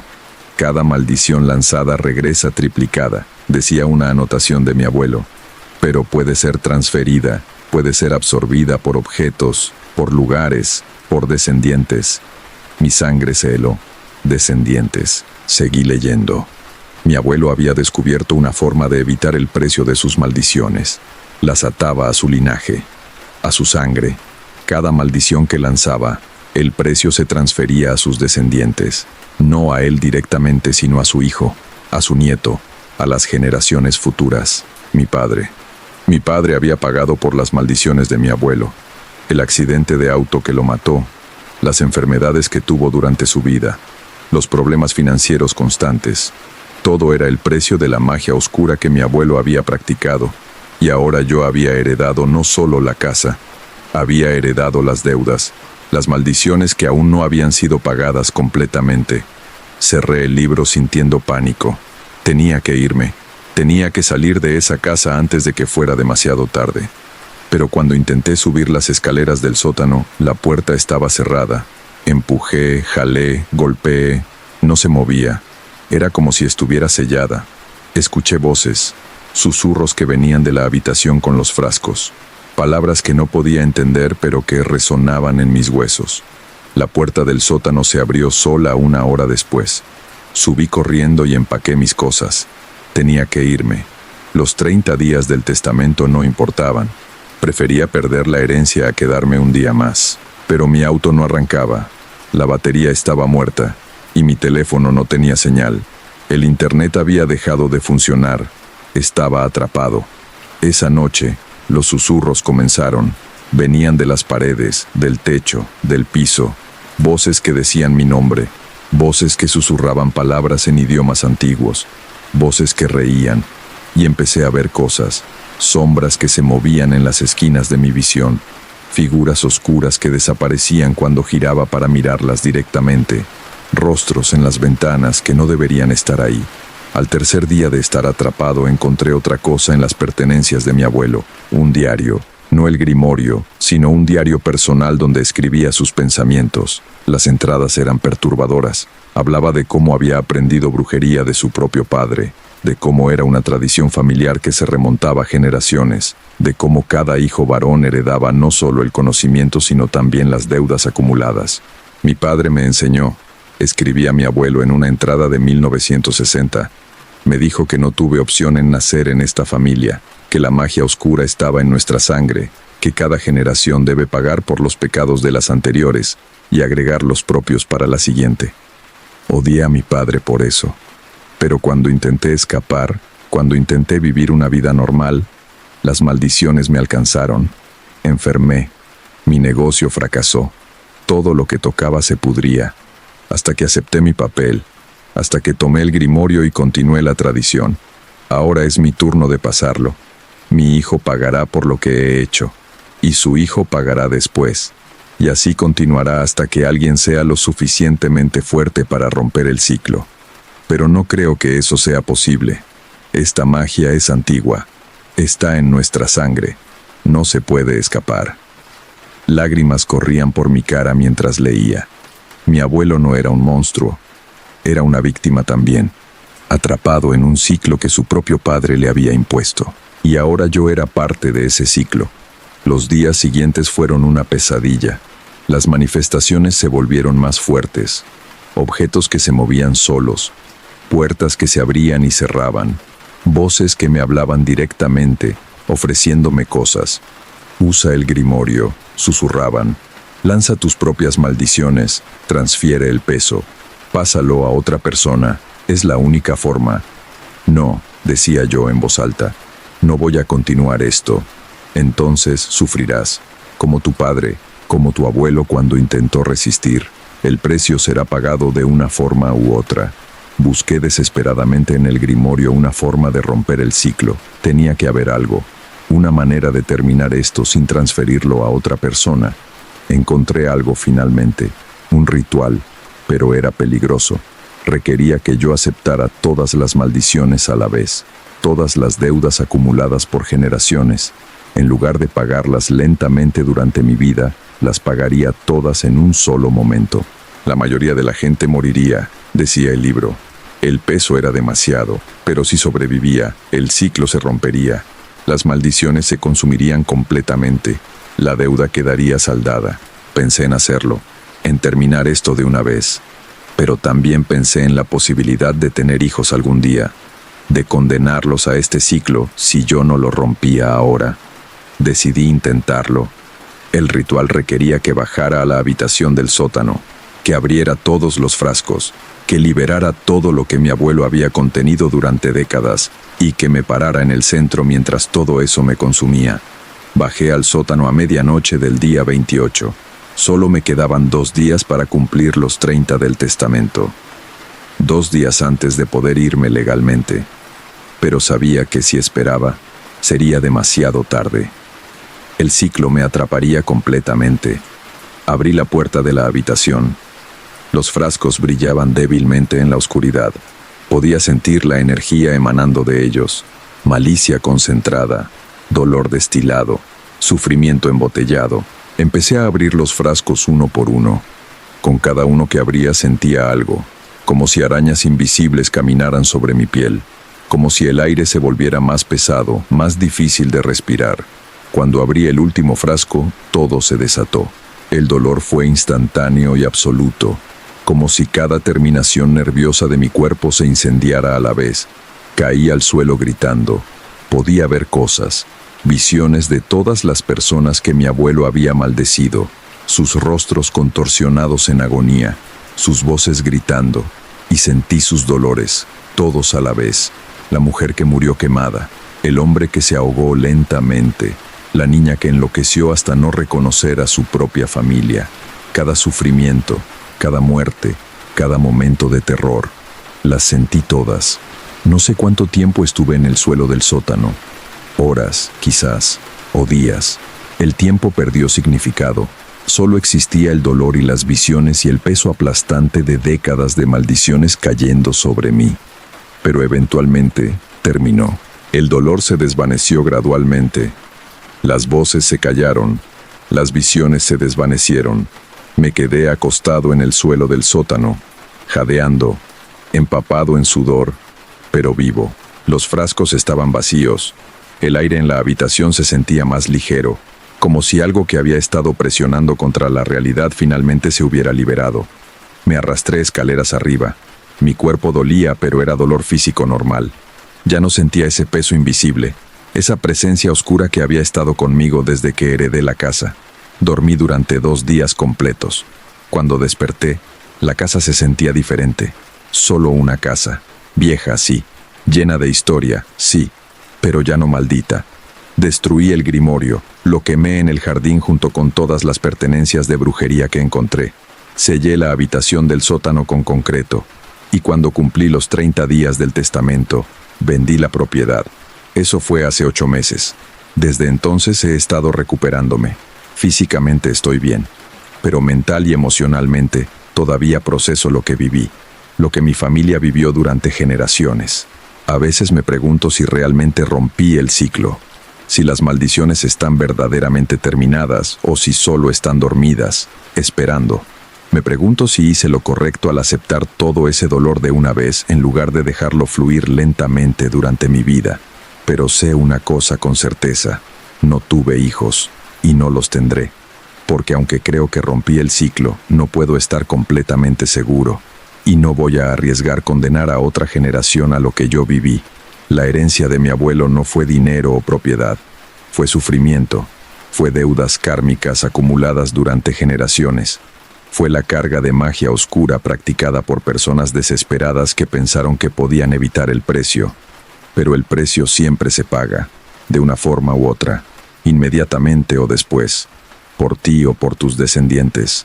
La magia oscura no perdona, no olvida y no hace excepciones. Si alguien les ofrece poder, si alguien les promete que pueden cambiar su destino con hechizos y rituales, si alguien les dice que la magia negra es solo una herramienta neutral, no les crean, porque vi lo que hace, vi las víctimas, vi los costos, vi cómo corrompe no solo a quien la practica sino a generaciones enteras. Mi abuelo probablemente empezó con buenas intenciones, quizás su padre también. Quizás todos en mi línea familiar que practicaron esta magia pensaron que estaban ayudando, que podían controlarla, que podían evitar las consecuencias. Pero nadie puede. El precio siempre se cobra, y cuanto más intentas evitarlo, más alto se vuelve. Visito la tumba de mi padre a veces, le pido perdón, por no haber sabido, por no haber podido romper el ciclo antes, por todo el sufrimiento que tuvo que soportar pagando por pecados que no cometió. Y visito la tumba de mi abuelo también, no con odio, con lástima, porque él también fue víctima, atrapado por su propio padre en un ciclo que probablemente quiso romper pero no supo cómo. La casa donde viví esos 30 días fue comprada por una familia joven. A veces me pregunto si deberían haber advertido algo en la escritura de venta, pero la casa está limpia ahora. El sótano está sellado, el grimorio está destruido, los frascos están vacíos. Lo que sea que vivía ahí se consumió cuando acepté todas las maldiciones. Cuando pagué la deuda completa. O eso espero. Porque si me equivoco, si algo quedó atrás, si el ciclo continúa de alguna forma que no entiendo, entonces que Dios ayude a quien sea que lo herede después. Esa fue la historia de Tomás. Me dijo que ahora vive una vida tranquila, que ha buscado ayuda profesional para procesar todo lo que vivió y que cada día que pasa sin manifestaciones extrañas lo hace creer un poco más que realmente rompió el ciclo. Si alguna vez has heredado algo que trajo consigo más de lo que esperabas, o si en tu familia hay historias sobre prácticas que nadie quiere discutir abiertamente, compártelo en los comentarios. A veces los secretos familiares más oscuros son aquellos que se pasan de generación en generación sin que nadie cuestione su origen. Cuídate y recuerda que no todas las herencias son bendiciones. Algunas cargan con deudas que nunca pedimos pagar. Nos vemos en la próxima historia.